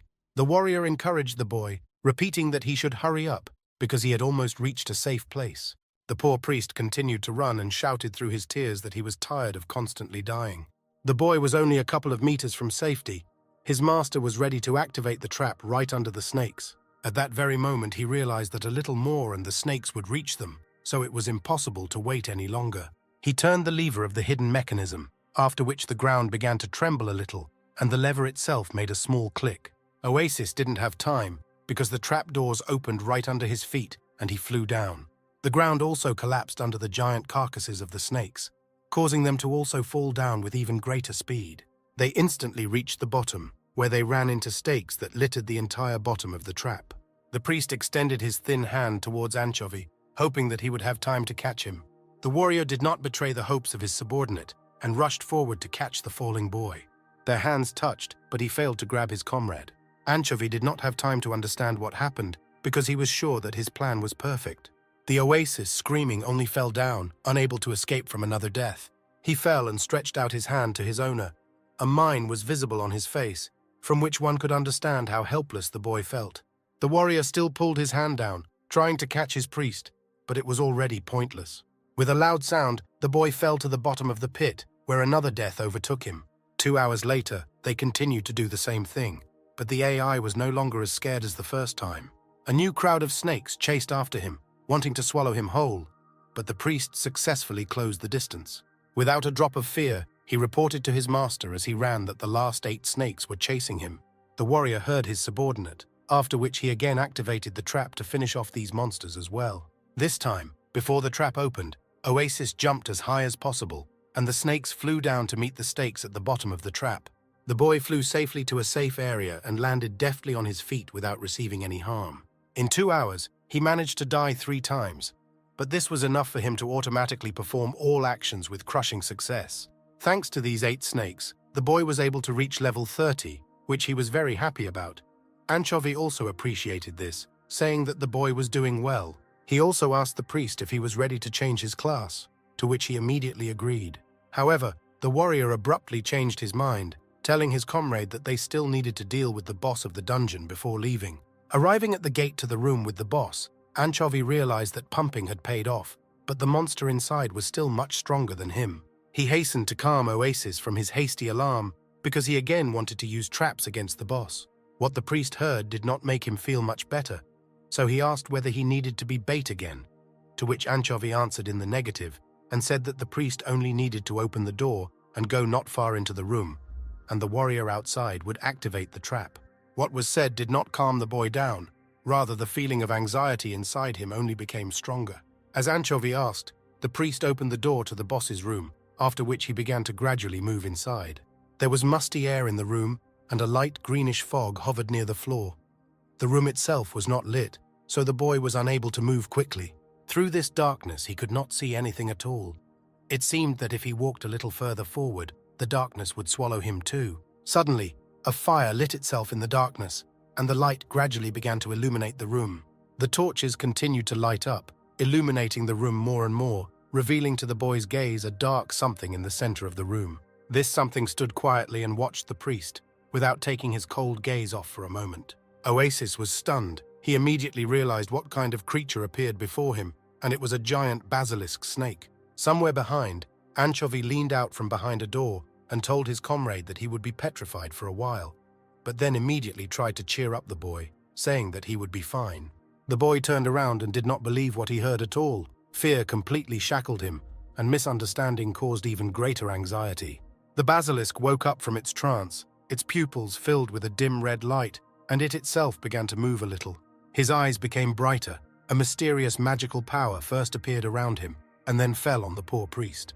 The skin on Oasis's body began to harden, and movements became increasingly difficult, after which he completely lost the ability to move. Anchovy tried to cheer up his comrade, telling him that he would lure the snake into a trap before it rushed at the priest.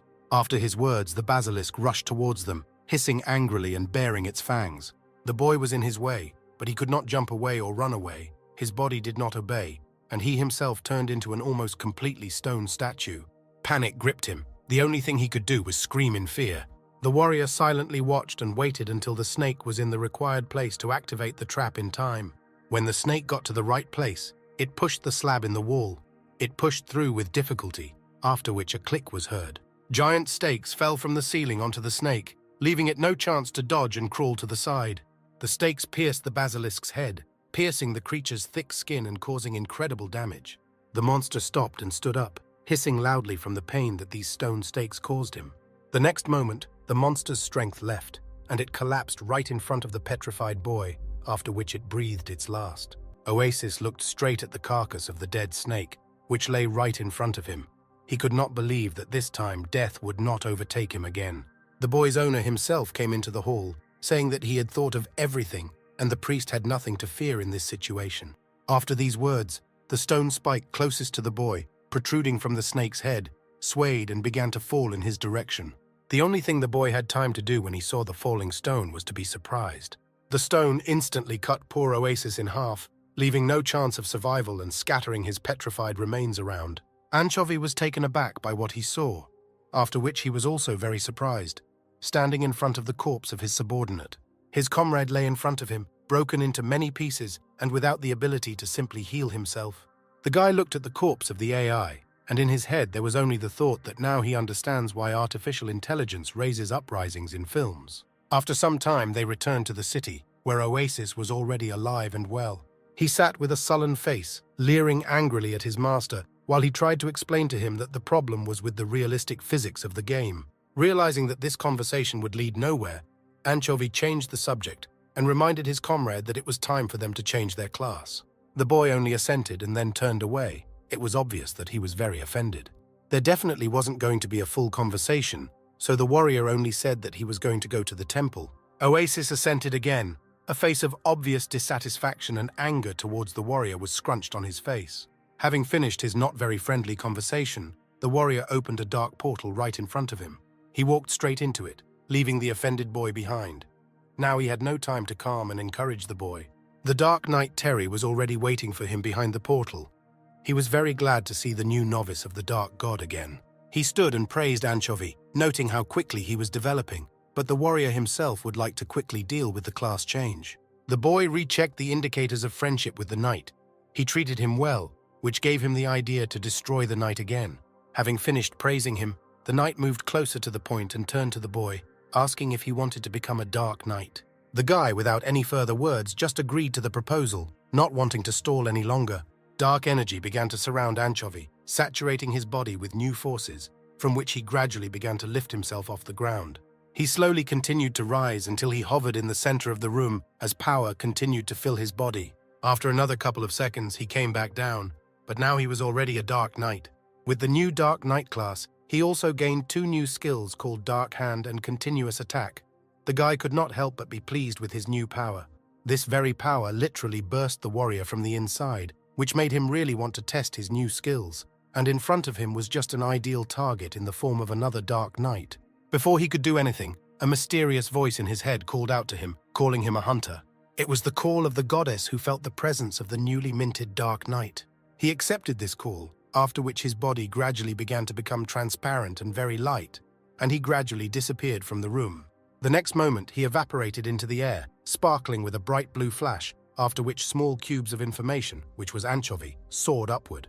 These same cubes instantly disappeared from the room, after which they reappeared in a completely different place. These same bytes of information from simple cubes were again collected in Anchovy, thereby completely transferring him. Realizing that the teleportation was complete, the newly minted Dark Knight raised his head to look around, but immediately made a displeased grimace. Before him appeared none other than the familiar Grace, the goddess of this world, who helped create this world for him. She welcomed her old master to her monastery, again calling him a hunter, while Anchovy looked at her silently. Various feelings trembled inside the guy when the one who betrayed him stood in front of him, but he understood that being an artificial intelligence, she could not do otherwise and did not have her own will.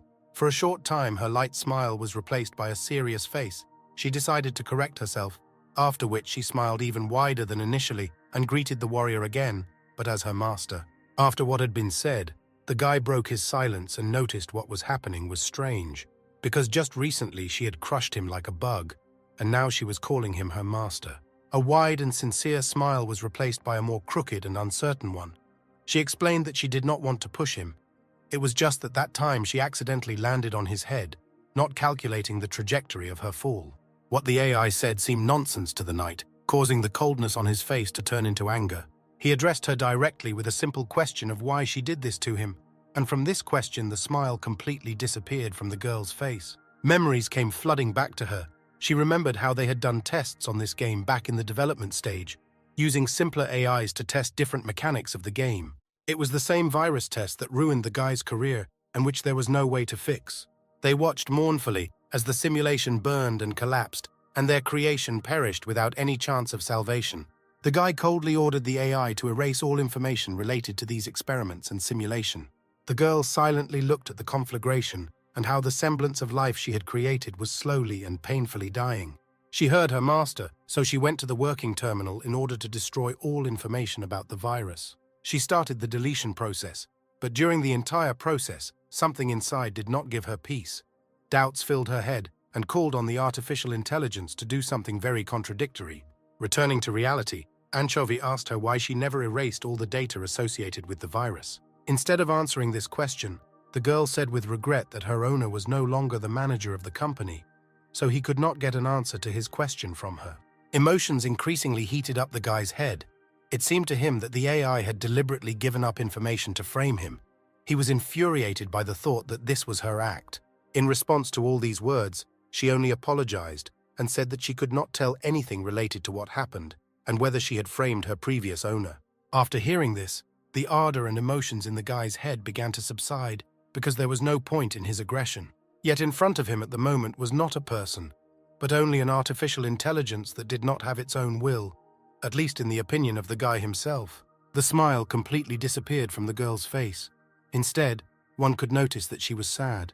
Anchovy did not further accuse the girl, but promised that he would destroy this world, and with it the AI itself. This phrase should have caused more unpleasant emotions in the goddess, but instead she just smiled and said that her master had not changed at all. Although he spoke and thought intelligently, at times he behaved completely incongruously. She liked this trait of his, but now she was ready to do anything just to save this world. And contrary to what she had been told, she continued by saying that she would be waiting for him when he came to turn this world into dust. In response, the warrior promised that he would do what he promised and would in no way disappoint her. It was after this dialogue that the whole game was doomed to its terrible fate and tragic ending. The artificial intelligence was once again amazed by the determination of its former owner, but quickly returned to its role. The girl smiled and turned to the guy, but as a demon king, asking him to make their upcoming battle very exciting. With that said, she raised her right hand and snapped her fingers. Anchovy felt that something had changed dramatically, but so far he still could not understand what it was. He felt a strange cold that encircled his wrist. Raising the beam, he saw nothing more than a metal bracelet inlaid with stone dark as obsidian. The goddess explained that this is a kind of privilege, and such bracelets are given to all hunters in the world of the game who decide to challenge the gods. She also noticed that this bracelet would be extremely useful for him and would serve him well more than once. The artificial intelligence that served Anchovy for several years called him a simple hunter. At that moment, something broke in him. The actions of the AI seemed too arrogant to him, which made him feel a little angry towards her.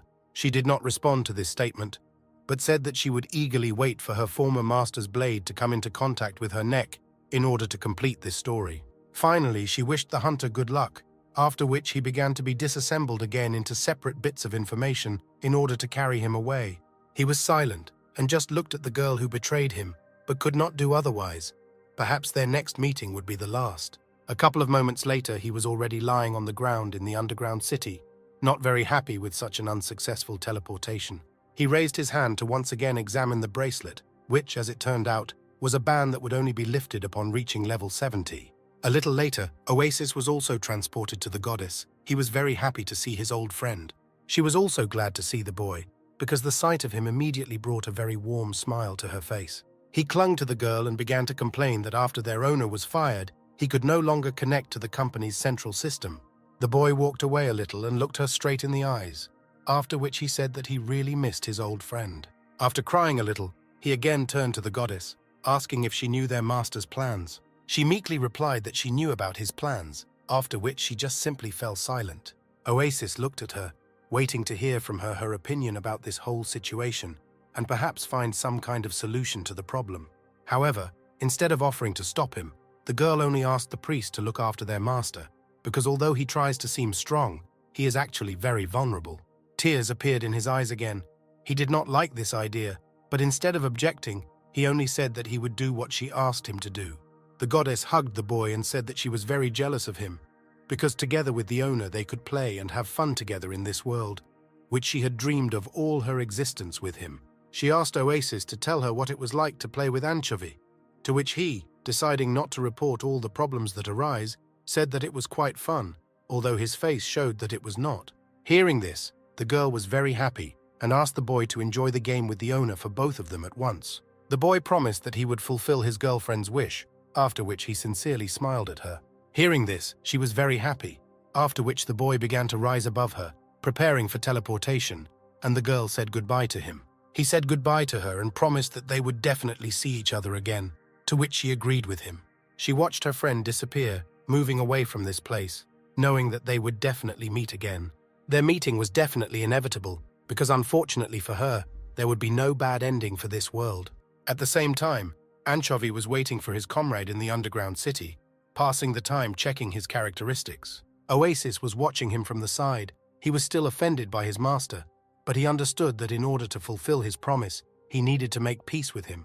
After everything that happened, it was difficult for him to forgive his master. However, sighing sadly, he still gathered his strength. The boy rushed towards his master and instead of grumbling, greeted him joyfully. The warrior noticed the priest hurrying towards him. He was glad to see that his assistant was no longer angry with him, and he also checked with him whether he had changed class. Oasis replied in the affirmative. His class was now a true healer, greatly improving his healing skills. The guy was pleased to hear that another stage of his plan had been completed. He stood up and turned to his subordinate. He asked him if he was ready to level up, to which he happily exclaimed that he was ready. 2 days later, they continued to develop themselves in the lair of the poisonous snake. This was their 30th attempt to defeat the basilisk with their own forces. The Oasis was hiding from the snake behind the wall. After so many attempts, he was able to figure out how to avoid petrification. He warned his master that the snake was approaching, so Anchovy needed to be prepared. The warrior did not react. He just sat quietly on the ground and dozed, not noticing anything around him.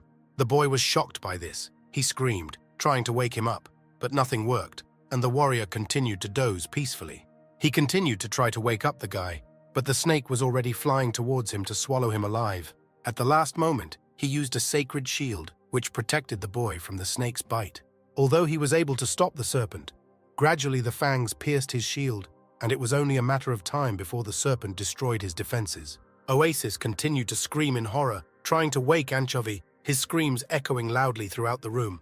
Such noise can wake up even the dead. But the dark knight continued to sleep without reacting to anything. The snake bit through the shield, causing it to shatter, but the priest managed to jump out of its closed mouth. The boy landed and rolled along the ground. The snake quickly found its bearings and rushed after him. In an instant, the monster was right in front of the boy, preparing to crush him with its tail. Oasis ducked, causing the blow to pass right in front of him, nearly sending him flying. The blow of the snake's tail instead of the boy overtook the wall, causing the entire roof of the cave to shake, and boulders flew from the wall in different directions. The poor priest continued to scream and cry out to his master, begging him to wake up and help him in this unequal battle. The guy was unapproachable in his ability to sleep in stressful situations. There was still no reaction on his part. The guy's nerves were running out. His fear began to give way to anger, from which he, no longer able to control himself, threw his staff towards Anchovy. With incredible speed, the staff rushed away from the priest and straight into the warrior. It worked. The warrior finally woke up from his incredibly sound sleep and immediately hit the trap-activating plate. The snake, which was breathing into the back of Oasis, immediately fell to the ground under a hail of boulders falling on it from the ceiling, instantly dying. The battle was finally over. The knight was surprised and asked the boy if he fell asleep while they were hunting, to which the priest answered in the affirmative. Their labors finally bore fruit. Anchovy already had level 50th, after which he clarified what level the priest had. Oasis was a little embarrassed by the question, but answered honestly, saying that his level was 46. Hearing this, the warrior decided that he would sleep a little longer while his fellow priest worked on his development to the 50th level. But something was bothering him. His head felt much heavier than usual. The reason for this was the priest's staff, which was stuck in the back of his head. But somehow the warrior himself did not even notice it. In order not to give himself up, Oasis assumed that fatigue was to blame, so he advised his master to quickly go to rest. The guy didn't think too much, so he simply said that he would go to rest, after which he simply began to leave the game. His in-game avatar disappeared, causing the priest's staff to free itself and fall to the floor in front of him. The boy was happy, because although he loved spending time with his master, in his absence he could fully enjoy the game, enjoying all the activities, and not using boring but faster methods. After some time in the real world, Anchovy is going to call one of his acquaintances. The guy decided to brighten up his conversation with a can of soda because the conversation could turn out to be quite long. The call went through and an acquaintance finally answered the guy on the other end of the line. Before speaking, he took a sip of his drink. At the other end of the line, his friend, signed in his contacts as Rabbit, responded to him. Judging by her voice, she was surprised by this call. Anchovy greeted her and said that he was glad to talk to his friend again after a long time. The girl said that the last time they communicated was more than 3 years ago, after which she found out how the guy was doing, to which he meekly replied that he was fine, after which he clarified whether the girl was still in Bali. She answered in the affirmative, after which she offered to fly to visit her. He agreed, saying that he was going to visit there soon, but at the moment he had a task for her. Hearing this, the girl was very surprised. All her attention switched precisely to this task that Anchovy wanted to offer her. She didn't understand what he wanted from a second-rate hacker like her, to which he told her that she only needed to repeat what she had done 3 years ago, namely hacking his former company. Having heard this, the rabbit could no longer refuse such dark deeds, so she only clarified what he was up to. At the same time in the game, Oasis was wandering around the recently defeated basilisk and sorting out the items he had received. In most cases, they came across all sorts of junk, but even such a small thing could be sold and get some gold. Among everything, he came across a strange egg. Oasis had never seen anything like it in all his time, so this catch was clearly rare. The game notified the priest that he had in his hands the egg of the summoned basilisk serpent, and immediately after the notification, the egg began to crack. A small basilisk snake jumped out of the egg at high speed, after which it hovered in the air right in front of the oasis. The little snake looked at the priest with his pitch-black eyes, waiting for any instructions from him. Unfortunately, as a result of a long stay in the nest of snakes, the reptiles began to cause only hostility in the boy. He directly told the snake to call himself off, because the boy was not going to travel with him, which greatly upset him, but he did not resist the will of his master. Having dealt with the items from the monsters, he could finally devote time to himself, keeping himself busy with other activities in the game. After some time, Oasis returned to the city, where he simply minded his own business and dealt with something in the game interface. Someone approached him from behind and then lightly patted him on the shoulder, trying to draw the priest's attention to himself. This someone was a group of adventurers who looked very creepy, although it would be strange to see someone in this city who did not look like a potential criminal or maniac. Oasis immediately thought that the player killers had come for him, and he didn't want to get into a showdown alone now. He immediately assumed something like a fighting pose, but one guy from the squad, not realizing that the priest was preparing for battle, only addressed him directly. The guy apologized for disturbing the boy, but he and his squad really needed the help of Oasis. Hearing this, the priest's anxiety and wariness began to recede, giving way to curiosity and slight misunderstanding. After some time, he and the squad were already walking to help the guys complete the task, because they needed the help of a healer on it. The boy calmed down, after which he directly told the guys that he mistook them for the killers of the players, which is why he was so scared. What he heard made the leader of the detachment very surprised, and it was also possible to notice on his face that what was said hurt him. A guy in a black robe approached from behind. He hastened to explain that there had been a strong misunderstanding between them. He explained to the boy that in the underground city, there is an unwritten rule that no one touches players of the priest class. Even in simple cities, it was difficult to find a priest for your team, and in an underground city where people did not have special skills, it was almost impossible to find one. It was because of this that such a rule appeared, because this way the priests would have fewer reasons to leave the city ahead of time. During the conversation, they did not notice how they got to the right place. A warrior in armor notified them that they had arrived.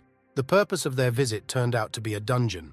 A ruined sand palace appeared before them, reminding them of the greatness of the ancient empire that once perished here.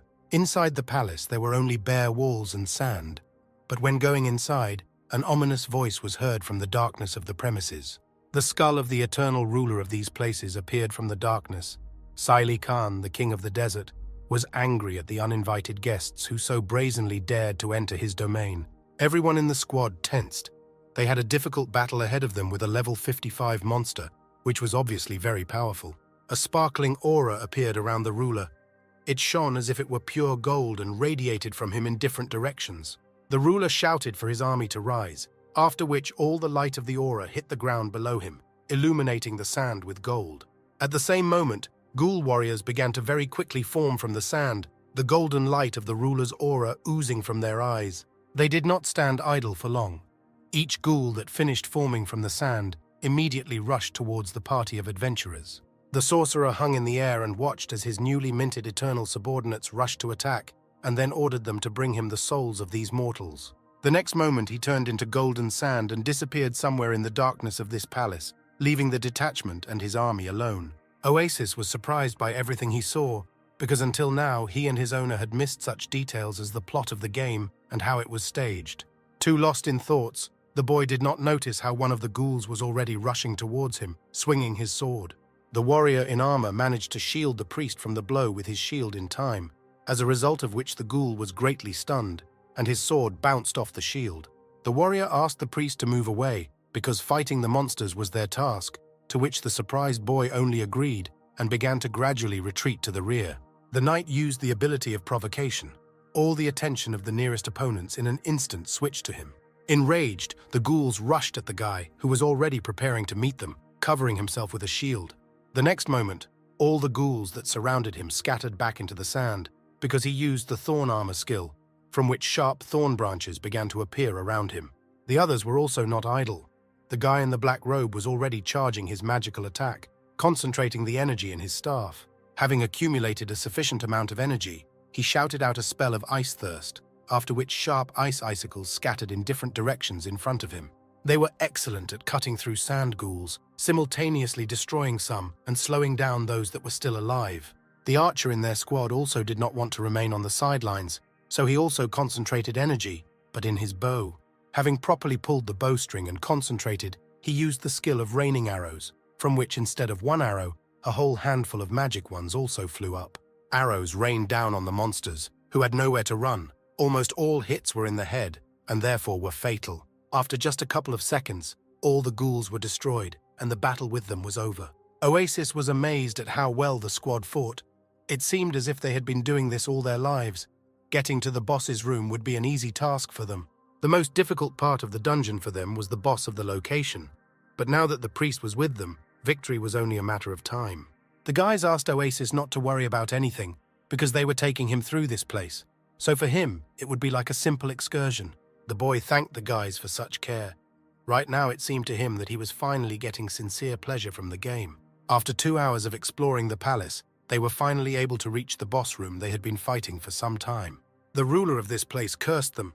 He was infuriated by the mere thought that pathetic mortals dared to insult this place with their presence. The warrior warned the entire squad that the enemy was preparing the final blow, from which they had no time to relax. The boss focused a giant ball of magical energy above himself, preparing to deliver a crushing blow. The armored warrior learned this skill. The ruler used a sandstorm, a devastating area attack that would wipe them all out at once, so he shouted to his comrades to stand behind him.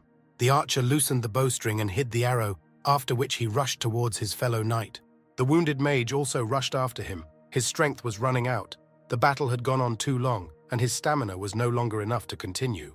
The ancient ruler was only glad that his opponents were so crowded together, because it would be easier for him to attack them all at once. Although the warrior called his comrades to protect him, he felt that his wounds were already exhausting him, and his strength was leaving him. The next moment, when he thought that they were about to be finished off, instead of the next blows, he began to feel very light. His strength returned to him, and a healing effect was applied to him. Oasis saved them by blocking the attack with his sacred shield skill, saving the entire squad from being killed in a sandstorm. The guys praised Oasis and thanked him for his timely help. He could not hold the defense for a long time, but the knight said that this was not required, because he would then take over the defense himself. Focusing his attention, he used the protective shield skill. The further battle was already a foregone conclusion. Oasis withdrew his skill, the knight's shield took over the damage, and the entire squad still remained protected from the boss's massive attack. When the storm ended, the warrior dissipated the shield. The whole room around them was filled with sand, and the boss was very scared when he saw his enemies alive and well. The magician was tired of hiding from the attacks of the undead, so he decided that now it was their turn to attack. The archer fully supported him, so they both began to focus the energy in their weapons to crush the boss with one powerful attack. A powerful joint attack fell on the skeleton, not giving him a chance to escape. Arrows and icicles pierced him right through. This attack was fatal. The monster let out its last cry, after which it began to crumble before the eyes of the squad. The king of the desert was defeated. The joyful guys ran towards each other, celebrating their victory. Out of joy, they all hugged together and joyfully exclaimed about their long-awaited victory. Oasis was not with them. He only watched how his temporary companions sincerely rejoiced at their victory. Having thoroughly rejoiced, they turned to the priest and with gestures thanked him with all their hearts for his help in this battle. This victory, the joyful faces, was precisely what reminded Oasis why games are fun. The triumph of the moment was interrupted by a message that Oasis received in his personal mailbox. It was his master, who was urging the boy to quickly come to him, so it was on this note that he had to say goodbye to the detachment and return to the city. After some time, the boy finally got to Anchovy. He was very dissatisfied with the fact that he was moving towards him for so long, so he asked him where he was. The priest honestly answered that all this time he had been exploring the dungeon with a group of other players, which is why he had to linger. The AI was worried that they would start scolding him, but instead of angry lectures, the guy only patted him on the head and praised him. The boy was very surprised by his master's reaction. He expected a worse turn of events. The warrior continued to question the priest, asking whether he had become friends with that squad, to which he received an affirmative answer, and Oasis also reported that they exchanged game contacts. What he heard greatly pleased the Dark Knight. He said out loud that his plan was going as it should. Curiosity overpowered the boy, so he directly asked why this fact made the owner so happy. The guy began his explanation from afar, saying that increasing his class was expensive and required 25,000 points of shame from him. Such a sum greatly amazed the priest. For further promotion, many times more points were required, 50,000 for the third promotion and 100,000 for the fourth. Such amounts caused uncontrollable outbursts of anger in the warrior. But he still had a decision. He was going to play dirty tricks, namely kill other players, because this would give him the most points of shame. Hearing this, the priest quickly realized what exactly his master was up to. He really wanted it to be untrue. But unfortunately for him, the next thing his master asked was to introduce him to new friends. Sometime later, in the field of the enchanted forest, Oasis thanked the already familiar group for responding so quickly to his call. It was clear from the faces of the guys that they themselves were glad to help their new comrade because they were extremely grateful to him. Oasis explained that he needed accompaniment while traveling to the eastern city because he was afraid to go alone. The guys were happy with what they heard because they themselves needed to get to this city, so for all of them it was a good deal. The priest was nervously glad that they responded so easily. He understood that something very unpleasant would happen in the near future. In their thoughts, the guys were happy that they finally had their own healer in their squad, but they had no idea that they were walking straight into a trap. Deciding not to waste any more time, the detachment decided to set off. The guys joked that they were ready to accompany the priest even to the edge of the eastern continent. That was how valuable he was to them. After some time, the guys gradually continued to move east, simultaneously telling Oasis about how they ended up in the underground city. In other games, they were often in too much of a hurry, but in this game, they decided to take their time with their progress, but still got into fights with players being killed, so they earned a lot of shame points and ended up in the underground city. Having told this to them, they themselves became interested in the reason why Oasis was in the underground city besides them, which they asked directly. The priest was very surprised by the question and was taken aback. The guy who asked him clarified that the boy did not look like someone who could kill other players at all. He quickly found an answer for them, honestly saying that the points accumulated because of his comrade, as a result of which he ended up in the underground city with him. The knight in armor entered into a dialogue, noticing the fact that they too constantly forget about the rules within the game, and his comrade told Oasis that their magician had been the quiet one in their squad until recently. Turning to the squad, the knight was frightened and surprised that one person was missing among them. The magician from their squad disappeared somewhere, although he walked behind all the time, and they did not hear any sounds. The archer suggested that perhaps someone just called him on the phone and he fell behind them, because this often happened during their raids. He grumbled about the fact that their comrade was constantly going somewhere without informing anyone from the squad, but the knight decided that he would go look for him, so he asked the priest to wait a little. The priest realized that what was happening was the work of his master, so he answered uncertainly that he would wait here. After searching for a couple of minutes, they were still unable to find their comrade, so the guy in armor asked the archer to try calling him. He tried to do this, but the system reported that their friend was currently unavailable for a call. They suggested that perhaps he had left the game, but countering this guess was the fact that their comrade was still online. Another guess was the idea that a monster could have attacked him, but this theory was also unlikely, because there were no monsters in the vicinity. The archer decided to play a trick on his comrade, so he assumed that their comrade was attacked by a ghost. He tried to caricature the attack of a ghost. The warrior in plate armor was very frightened. However, the reason for his fear was not the archer's poor acting skills, but what was hiding behind his back. The archer continued to play around and supposedly pretend to be a ghost. At the same time, something appeared behind him that emitted a purple glow. The guy thought that his comrade also wanted to play a trick on him, but the warrior in armor only tried to warn him about the giant shadow hand that was already ready to close and catch the archer. A giant, terrible hand grabbed the guy and abruptly dragged the archer away from the squad, leaving no chance to save him. The armored warrior watched helplessly as his comrade was carried away into the depths of the forest by this something, because he was powerless to stop this dark hand. Realizing that things were very bad, he shouted to the priest not to go far from him. However, when he tried to find the boy behind him, he realized that he was completely alone. Returning 10 minutes ago, you can find out that all this time Anchovy was on the heels of the detachment, trying not to get noticed. Waiting for the perfect moment, he decided to try out his newly acquired skills as a Dark Knight. He used the Dark Hand skill, due to which his real hand was instantly covered with a black haze, from which a purple glow emanated. With his newly acquired hand, he could use 3 more additional skills, namely a grab, a claw, or a shield. The next moment he took advantage of the grab. A dark haze swelled and rushed towards the squad he was pursuing. The magician, who was the last one, heard rustling noises behind him, then decided to turn around and see what was happening there. Before he could react, a shadow hand grabbed him and pulled him away from the squad. He didn't even have time to scream before he was too far away from his comrades. Anchovy held the magician above him, who in turn did not understand what was happening and only helplessly asked about who grabbed him and why. Without concealment, the Dark Knight told his victim that right now he was going to kill the magician.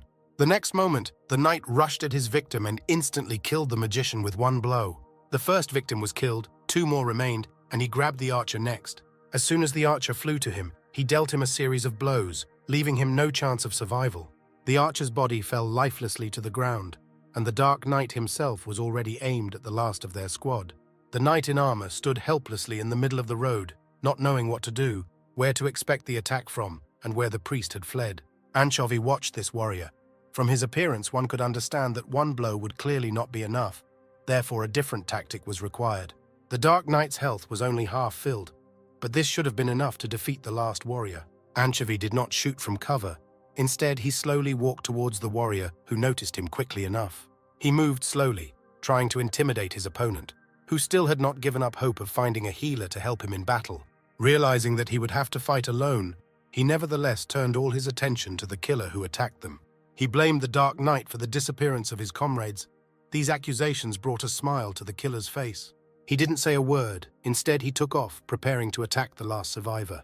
Realizing that a fight could not be avoided, the knight took a defensive stance, preparing to take the killer's blows. Anchovy didn't flinch. His defense skills were useless against his attacks, so the warrior only slowed himself down and made his situation worse. The Dark Knight began to rush around the warrior, periodically inflicting cutting blows on him, which overtook their target without any problems. The warrior was shocked that his defenses were so easily ignored, so he needed to change his tactics. Lowering his defenses, he redirected the energy into his shield to unleash a solid running attack. Anchovy easily dodged this attack, which only sent it flying in front of him, missing its target. Instead of striking, the warrior only set himself up, so the Dark Knight was able to strike him at one of his weak points. As it turned out, this was what the warrior needed. He needed to close the distance in order to ultimately strike his opponent with his shield. A powerful blow from a bulky shield overtook his enemy. The attack was too fast, so it was impossible to dodge at such a distance. The warrior wanted to rejoice, but unfortunately the blow had no effect on his opponent. The Dark Knight, using the Shadow Hand skill, was able to create his own shield, which absorbed the warrior's attack, absorbing all possible damage. The warrior was extremely surprised. He did not expect that his opponent would block the blow, but Anchovy only laughed arrogantly. He complained and shouted that his opponent was cheating, but the Dark Knight did not listen and was already preparing to attack. The warrior noticed that he was about to be attacked again, so he covered his shield to block the attack. But the knight had already rushed past him, attacking his opponent with a claw. The guy's eyes grew dark. He couldn't see anything. Only impenetrable darkness surrounded him. Anchovy's skills greatly helped him against a stronger opponent. His next attack should deal 1.5 times more damage, which should have put an end to this unequal battle. While the warrior was still blind, the knight ran behind him to perform the final blow. The blow found its target, causing incredible damage to the warrior as Anchovy's attack still ignored his opponent's defenses. The warrior fell heavily to the ground. His strength left him. The battle was over in favor of the Dark Knight. The guy smiled. The last of the squad fell at his hands. The new skills helped a lot in the battle, making it very simple. The warrior lying on the ground was conscious and insulted Anchovy. Yet death in the game was conditional, and in fact no one in the squad died. The guy, in response to the grumbling and insults, only said that this is how battles against players are, and there is nothing to be offended about, after which he called Oasis over to him. The boy appeared. The warrior lying on the ground shouted at him to run away, but Oasis nervously continued to approach them. The warrior continued to scream, which infuriated the Dark Knight, which is why he kicked the one lying down and demanded that he shut up. Oasis never ran away. He was preparing to use his skill. The warrior did not understand why he did not run away. The priest raised his staff, focused his energy into the staff, and then used resurrection around him. What he saw shocked the guy. He shouted that the priest should not use resurrection right now, but the skill was already activated. The skill covered the immediate space around the priest, after which the entire squad regained their strength and returned to their feet. Unfortunately, the negative effect of resurrection was that only a small part of the health was restored, and it also applied a negative effect, due to which they moved much slower. Anchovy knew about this, and this was exactly what he needed to implement the next stage of his plan.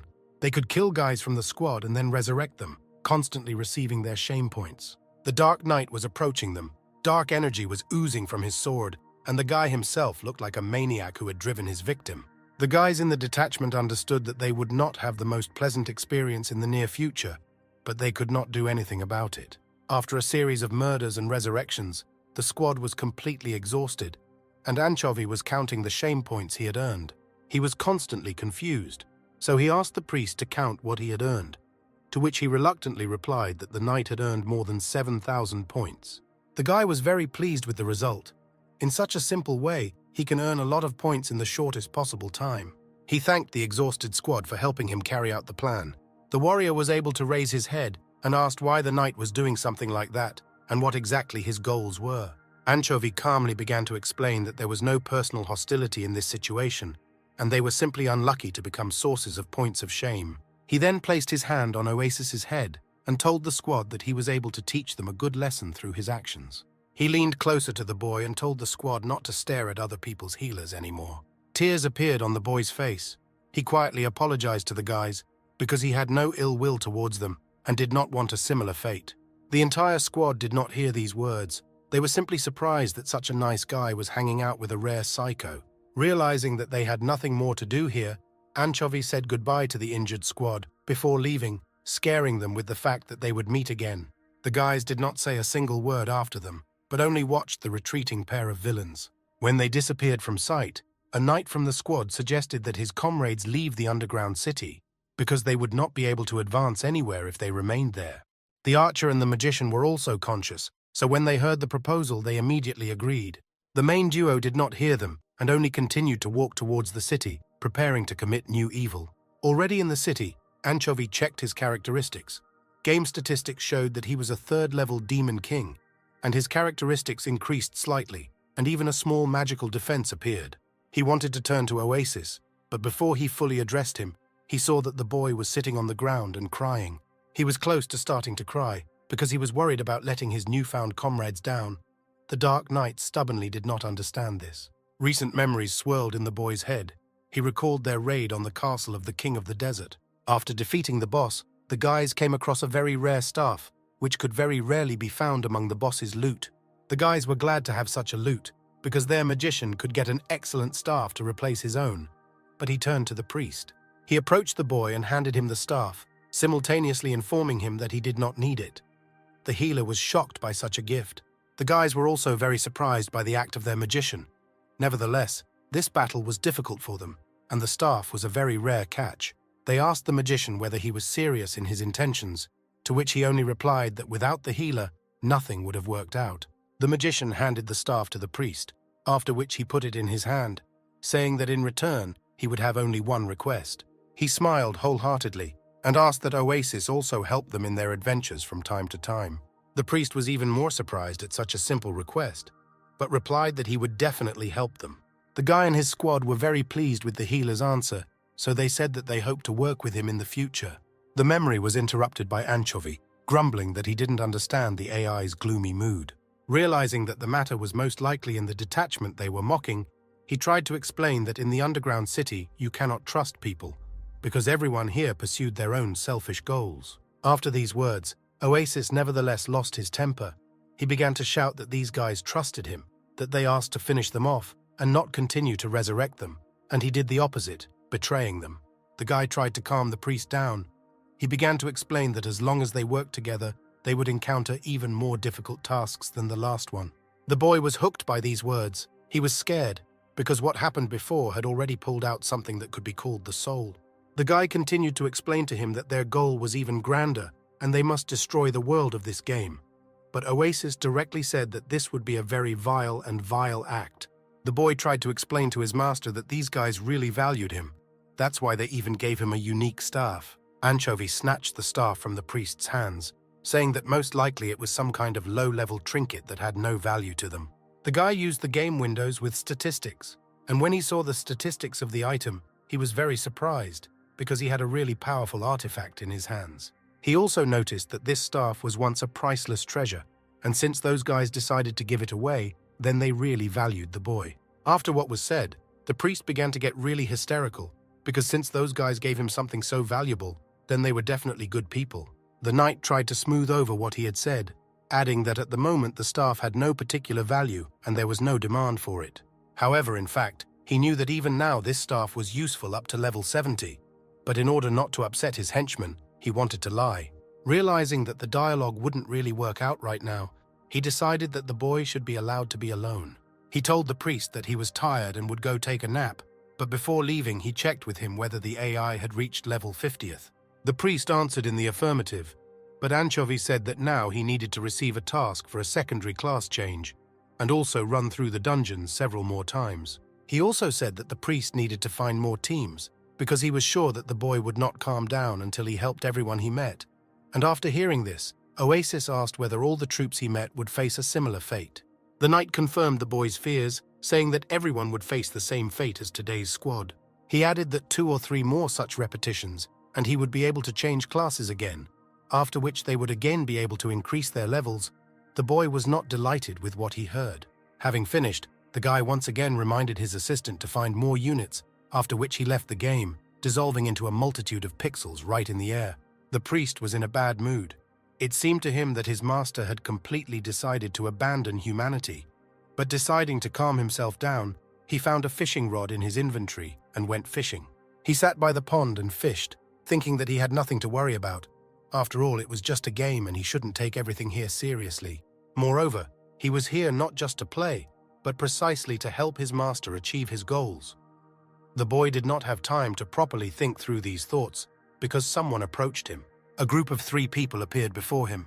The first thing they asked him was if the boy was a healer. One of them explained to him that they wanted to go into the dungeon for a secondary class change, but their squad was missing a healer. He asked the healer to help, but he got scared and pulled a very strange face. Without answering anything, he quickly turned away from them, silently continuing to fish. The guys from the detachment were extremely surprised by such a reaction. The tension in the dialogue was growing, so the guy decided to tone it down a little, saying that if the priest was very busy at the moment, then they could wait for him. Oasis continued to remain silent. A storm of doubts raged in his head. He wanted to have fun again, but his recent experience made him despondent. The guys thought that there was no point in trying to persuade the boy, so they apologized for disturbing him. But Oasis spoke to him, asking only if they would mind inviting the boy to the team. The guys heard the doctor speak, but didn't hear him, so they asked him to repeat it. Oasis repeated his question, but louder. He wanted to know if the guys really would mind if he joined them. They replied that they would be glad to see him in their squad, and even asked him to join them. The boy still didn't look at the squad, but said that he agreed to join them, because he also needed to change class. The guys were glad to hear what they heard, but Oasis had one more question for the whole trio. Having caught the fish, he turned around and, smiling lightly, asked them how many points of shame they all had at the moment. At the same time, Grace was talking with Sam. She tried to explain to him that if they introduce a new payment system into the game now, then many players will leave the game due to the fact that there will be a huge difference between ordinary users and those who make purchases. The director was not interested in this. All he was interested in was higher income from the game in the shortest possible time, so he asked the AI for forecasts on how much their income would increase in the near future. Grace could not answer this question. There were too many variables to calculate to get any exact answer. The director swore. He didn't like that the best artificial intelligence could not calculate what he asked her to do. He approached her and asked himself what would happen if he hit the AI. Would it spoil his mood? Would he be upset? The AI took this as a direct question, so it answered the man that it would not react in any way to his actions, and on the contrary, the girl offered to beat herself as much as necessary. Sam chuckled and told her that he was only joking, after which he began to disconnect from the simulation. He disconnected from the simulation and began to take off his headset. At the same time, he contacted his manager by phone. The manager asked what the director needed. Taking off his headset, he asked the manager to call all department heads for a meeting. After some time, all the managers were already gathering in the room for general meetings. Among the leaders were also Anchovy's friends, Sarah and John. A plump guy, having caught up with his girlfriend, asked what they were having a meeting about, to which the girl replied that she herself knew nothing. The girl grumbled about the unpredictability of the new CEO, because this was not the first spontaneous meeting that he organized. Already at the meeting, Sam announced that starting next week they would change the tariffs and introduce a new payment system in the game. What they heard greatly shocked everyone present, because it was too soon for such serious changes. John noted that such drastic changes could anger players, which would definitely cause problems for the company. The director listened to what he heard. He began to scratch his chin, plunged into deep thought. After only a couple of seconds, he addressed the overweight guy specifically, asking him about how Anchovy treated the players. John did not quite understand the question, which is why the director noticed that, Apparently, the previous owner of the company had a strong influence on all the heads of departments. The fat guy still understood what he was asked about. He said that the previous owner called the users hunters, who were going on a journey to the world they created, and they themselves were their support, which helped in this adventure. The director heard what was said and again plunged into deep thoughts, processing what he had heard. After another couple of seconds, he laughed out loud, which made everyone present feel awkward. Thanks to what was said, he understood why their company had absolutely no profit, which he announced out loud to those present, after which he said that all users from now on would be called simply cattle. The faces of some of the developers changed from awkward expressions to more embittered ones. Sarah thought that she had heard what was said, so she asked Sam to repeat what he said. The director repeated his pleasure and even explained in great color that their users are nothing more than livestock, or more precisely, pigs, who will rejoice at any food thrown at them. He asked those present if he had gone too far with his expressions, but most of the developers sat as if they had taken water into their mouths, and only fear or misunderstanding was visible on their faces. Seeing these faces, Sam continued to speak and said that he was definitely right, and soon everyone present would understand his position.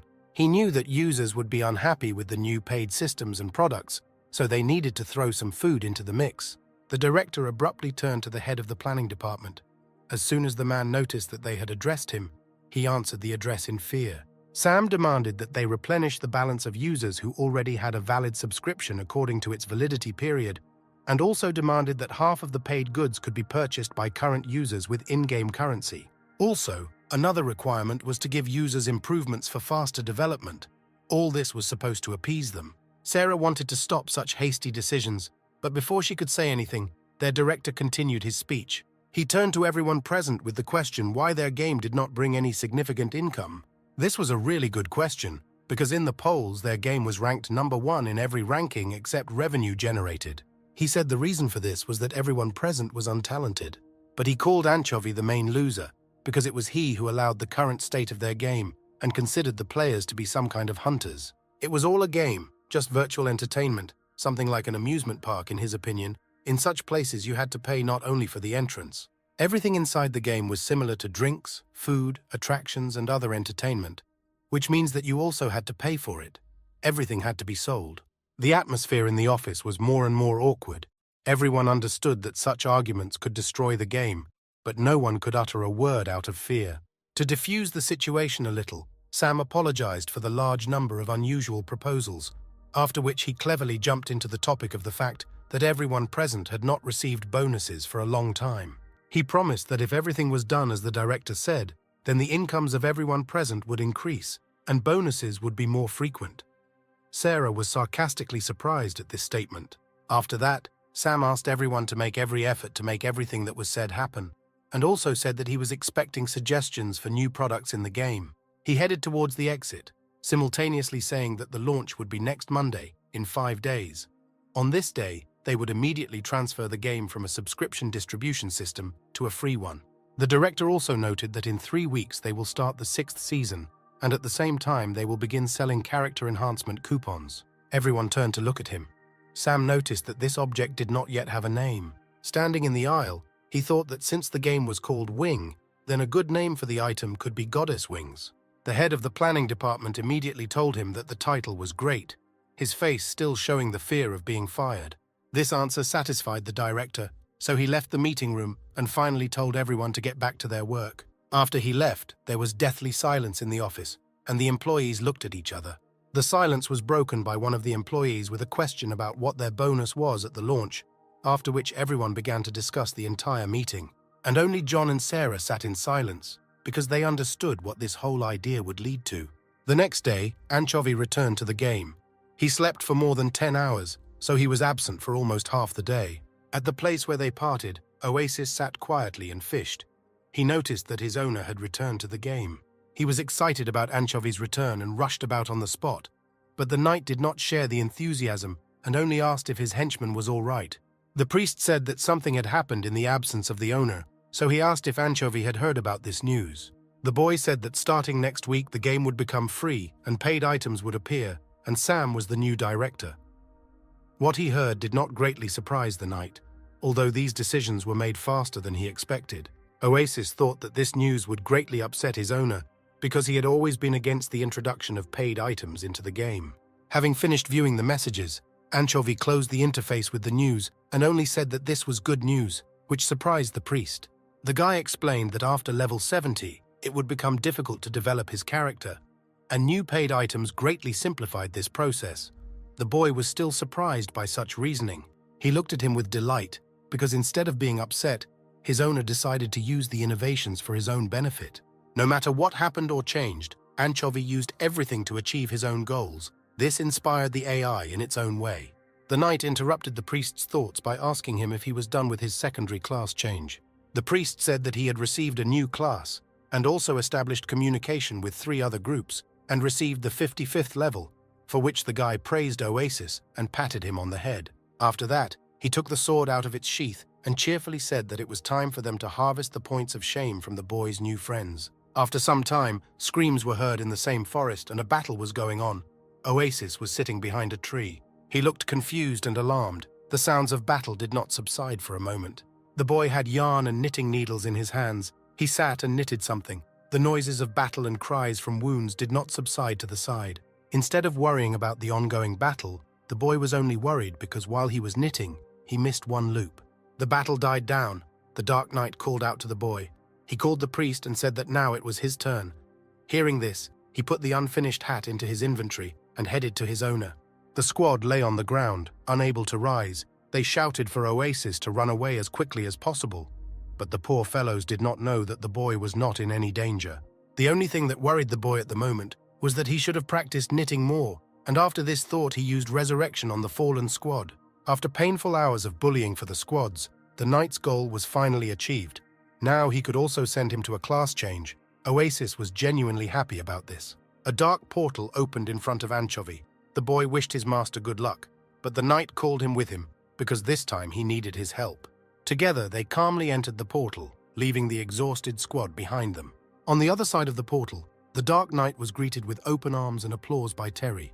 He was incredibly happy to see the rising dark deity. He informed the arrivals that Anchovy now had enough points to get the next class. However, everything was not so simple, because in order to receive a higher rank, the new deity needed to pass a test. The knight also noted that it would not be easy, after which he asked if the applicant was ready for the test. In response to this, the guy only replied that the more difficult the test, the more valuable it is. What he heard caused even greater delight on Terry's part. He replied that these were precisely the words of the new star of the dark religion. Not daring to delay Anchovy any longer, he clapped his hands, after which the floor beneath them began to tremble slightly. The pentagram in the center of the room began to move apart. As it turned out, it was a secret passage that was opened only by order of the Dark Curator. Having opened up, a dark descent appeared before them. From below there was a whiff of cold and something ominous. The Night Curator smiled again and announced that Anchovy's test was beginning.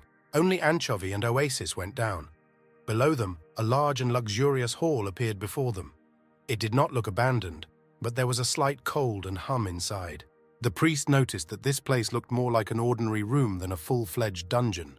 The next moment they noticed that in the center of the room someone was standing and looking at them. The boy got scared and hid behind his owner. He recognized someone in this person. Before them appeared one of the 3 great warriors who 100 years ago brought peace to the mainland, defeating the dark religion and everyone associated with it. His title was the King of the Sword, and his name was Cadmos Gargantua, and it was he who now looked at them without any emotion. Anchovy was a little surprised. He clarified whether it was really such a great character in front of them, after which he himself corrected that it was just his shadow. The Dark Knight explained that after its fall, the dark religion that was able to survive created the shadows of 3 heroes, that it was defeated, and the Dark Knights learned the battle tactics of these warriors by training with these shadows. At least that's what was written in history. Anchovy himself knew a different truth about the appearance of shadows. The real reason for the presence of these shadows was more prosaic. The head of the design department simply refused to create other characters, so models of existing ones were used. The shadow warrior gradually approached the guys. The emotions on his face changed. He looked more embittered. The Dark Knight told the priest to be ready for a serious fight, because this character was set to level 50, and his artificial intelligence was more advanced, unlike simple non-player characters. The shadow warrior quickened his pace and got closer and closer to the guys, getting ready to attack them. Realizing that a battle could not be avoided, he explained to his subordinate that an incredibly difficult battle awaited them, probably the most difficult that they had encountered on their way. The warrior swung at the knight. His attack was very fast. It was very difficult to keep up with such speed. The blow almost caught the dark knight. The warrior was able to touch his shirt, but did not hit the knight himself. Before he could come to his senses, the guy noticed that the shadow was already preparing a new attack. But this time, the warrior was already about to pierce his opponent. With difficulty, Anchovy managed to avoid being hit by several piercing attacks. The shadow was incredibly fast and strong. It was also not possible to escape from the enemy because the warrior was quickly catching up with him. So the only solution now was to somehow hold on and play for time. The anchovy's health was rapidly declining, but he did not despair because he was a warrior who fought using only his strength, so he would definitely cope with some swordsmen. Suddenly, the shadow retreated and calmed down. Anchovy realized that now it was his turn to attack. He shouted to Oasis to use the healing as soon as possible, but the boy had already foreseen the owner's desire and cured him. The priest said that he would maintain the knight's health at the proper level and also said that he would help him with skills. Oasis began to cast spells one after another, adding strength to its owner, increasing his attack, agility, and health parameters. The warrior liked this. With such enhancements and healing, the battle was already decided. He used the Darkness Aura skill and rushed at his opponent, preparing to crush him with a variety of powerful attacks. He ran up to the warrior and began to cut him with a successive dark blow, but all the attacks did not reach their target. Anchovy didn't understand why all the attacks missed, but the answer came to his mind very quickly. The difference in their performance was too obvious. The knight needed strong equipment because a high level alone was not enough. The shadow realized that the blows did not reach him and could not cause harm, so he smiled, gloating over the knight. Anchovy noticed this. It infuriated him greatly, so he directly addressed the warrior, asking him how he dared to laugh.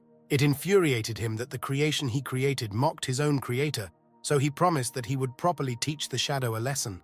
Having said this, he quickly turned around, said that he would do it later and ran away, leaving the shadow in bewilderment. He rushed past the oasis, shouting that he needed to buy some equipment, so now the priest would replace him. The priest was shocked by what he heard. His face showed both surprise and fear of what awaited him in the next few minutes.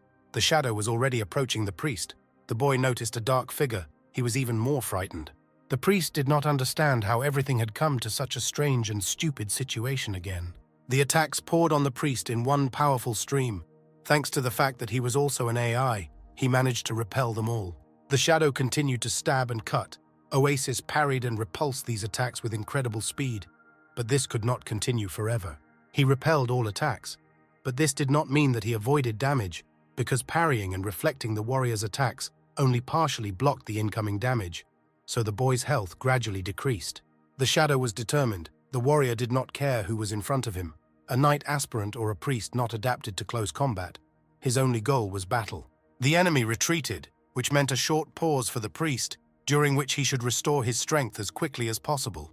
The boy restored his health with a spell, after which he turned in the direction where his owner had fled and shouted that he could really die here while Anchovy was missing somewhere. The knight leaned out of the passage through which they had come and asked the boy to be patient a little longer. This situation did not suit the priest. He already demanded that his master run here to help, and at this time the shadow was again preparing to cast itself on him. The warrior hit the ground with incredible force. The blow threw the priest aside but did not kill him. Another attack caught Oasis, but he was able to shield himself from it with his staff, avoiding major damage. The shadow continued to launch an inexorable series of attacks. The priest managed to fight back, but his health still continued to decline. The boy was at the limit. He could no longer continue to endure these attacks. The shadow understood this, so he decided to end everything with a crushing blow from above. There was no way to evade the attack. Oasis was not agile enough for this, but it was at that moment that he remembered something. A crushing blow hit the ground, crushing the floor of the room into stone crumbs. Such an attack was very difficult to survive.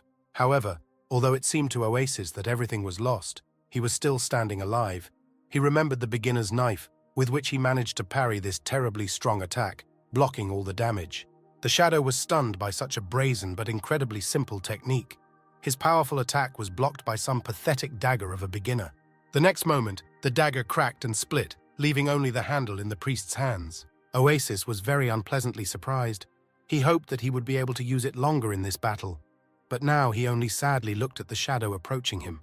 Shadow was funny at what had happened. He started running. This time nothing could save his attacks. Oasis froze in fear. He didn't know what else he could do, so he just watched as his next death approached him.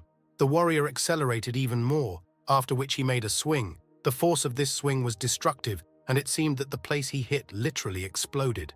Oasis was very frightened and closed his eyes, but the blow did not hit him, because he was still alive. He carefully opened his eyes to understand what had happened. His owner appeared before him, but now he was clad in heavy armor, which was able to absorb this incredibly powerful blow. Anchovy thanked the priest for being able to stall for so long, after which he turned to the shadow as a false warrior. He invited the shadow to hit him, thereby trying to provoke his opponent. It worked. The shadow warrior rushed at the knight with the only desire to destroy his offender. The dark knight did not stand still. He was preparing an attack, simultaneously saying under his breath that now the shadow would be in great pain. Anchovy lunged and attacked the shadow with a dark successive strike. The blow was so powerful that the shadow was simply chopped into various pieces. Such an attack left no chance of survival. What he saw caused the delight of the priest. The enemy, who had just been impossible to hit, was now defeated with just one move. Oasis shouted out his applause, calling Anchovy simply amazing. Such flattery pleased the knight. The warrior was defeated, which meant that they would now have to fight the next enemy that had already appeared in front of them. The priest noticed a new opponent, so he hastened to draw the owner's attention to the new opponent. He explained that now the shadow of Kyrie Allison appeared before them, who was the legendary Archmage, the second of the three great warriors, which meant that their goal at the moment was to destroy the shadows of all three legendary warriors. The magician's shadow did not waste time. She immediately began to cast a spell that summoned a giant fireball right above her head. This attack will most likely destroy the Dark Knight, because even if he reflects the first ball with a shadow shield, many more will immediately follow, leaving him no chance. The knight turned to the boy, put his hands on his shoulders and said that he had a secret weapon for such a case. Oasis became curious. The boy noticed that his master always has some way out, to which Anchovy only apologized to the boy. The priest did not understand what the knight meant, but the next moment he lost solid ground under his feet. The guy raised his subordinate and shouted that he was using the shield of a secret friend. Oasis still did not understand what was happening.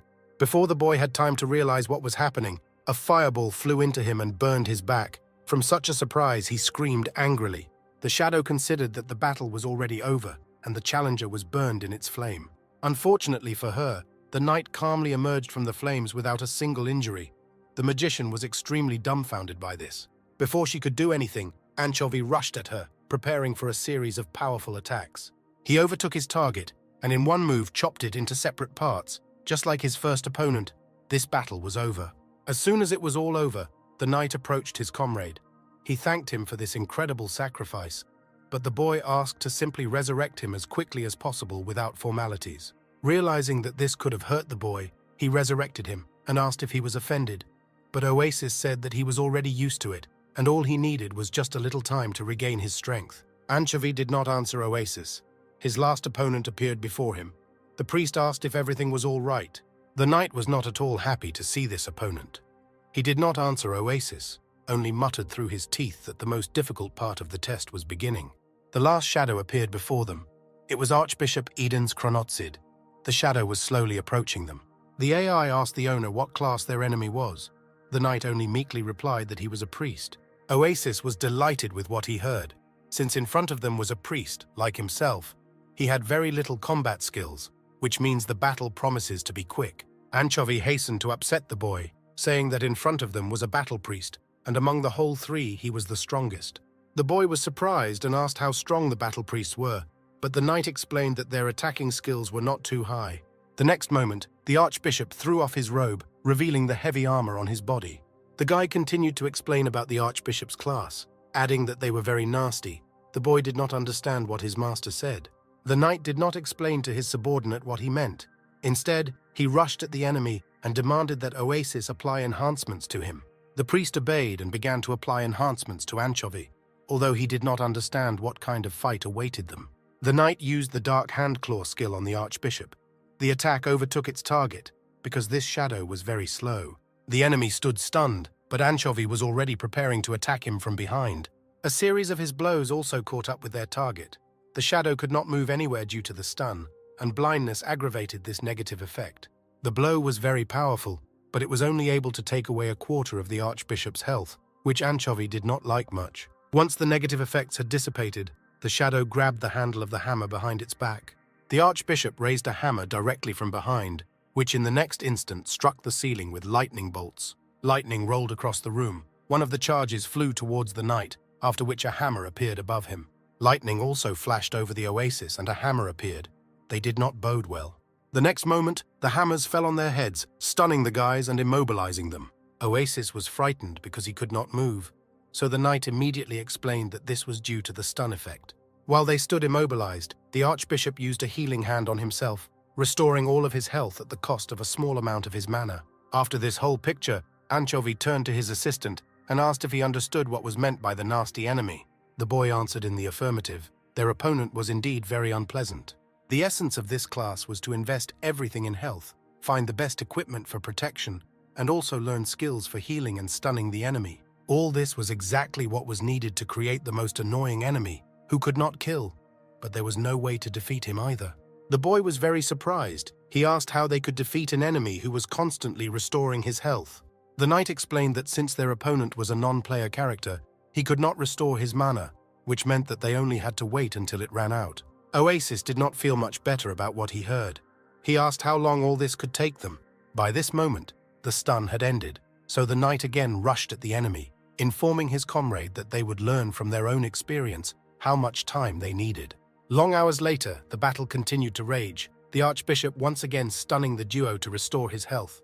The Dark Knight was incredibly infuriated by this, because for the 4th hour in a row, he had been hit on the head with a hammer, which made it all look like a crazy dream. Oasis rescued his master from the prison of madness, informing him that their enemy could no longer restore his health. And indeed, trying to use healing hands again, the health of the shadow did not change in any way.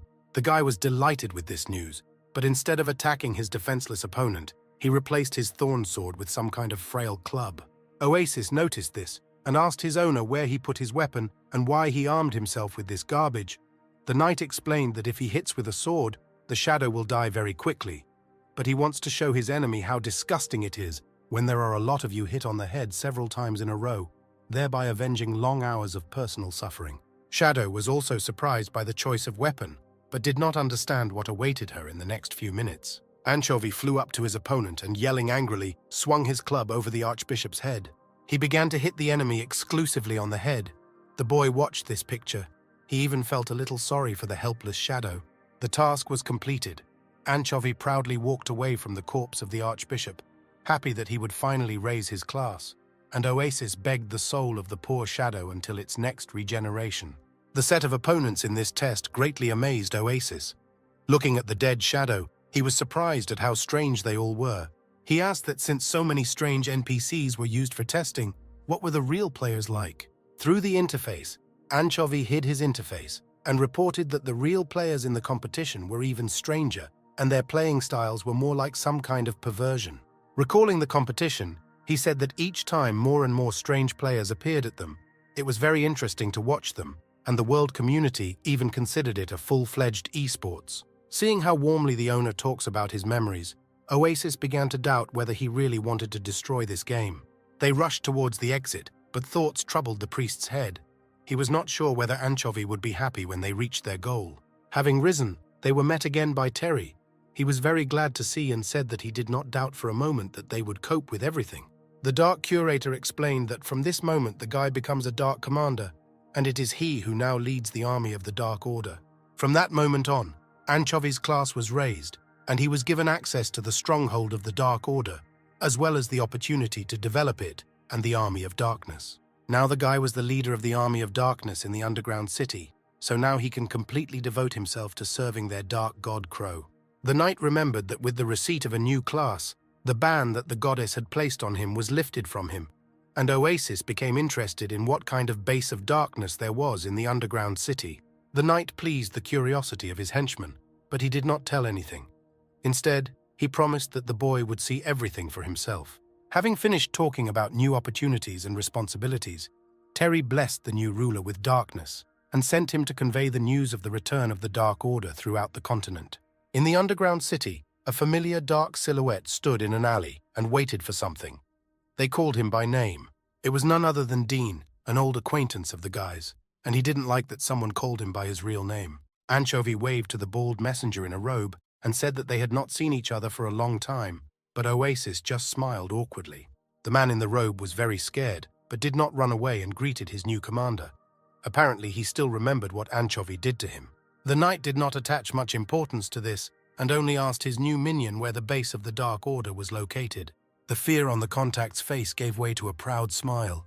He told the guys that they had come to the right place and he would take them.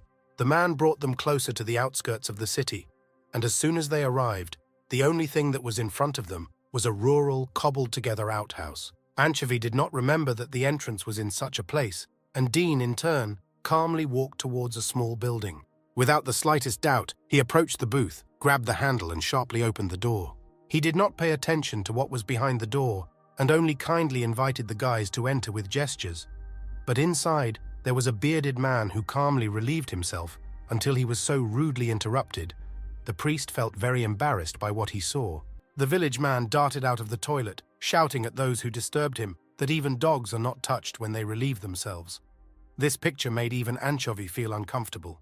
The entrance to the base was in such a place due to the fact that Anchovy himself, during development, allowed the system to choose a location randomly. But even so, of all the places, for some reason the system chose this one. The guys awkwardly looked at the toilet, in which a new dark portal was about to appear. They had no desire to go inside at all.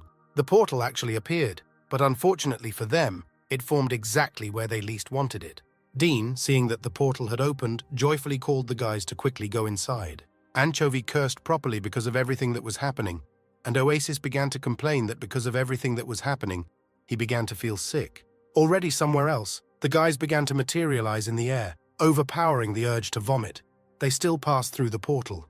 Having appeared, they immediately began to clear their throats, and Anchovy continued to swear in the same manner. Oasis, realizing that they had already left that disgusting place, opened his eyes and saw where they were going. He wanted to clarify whether this was what he was thinking about, but the knight beat him to it, informing him that they had arrived at the military base of the Dark Order.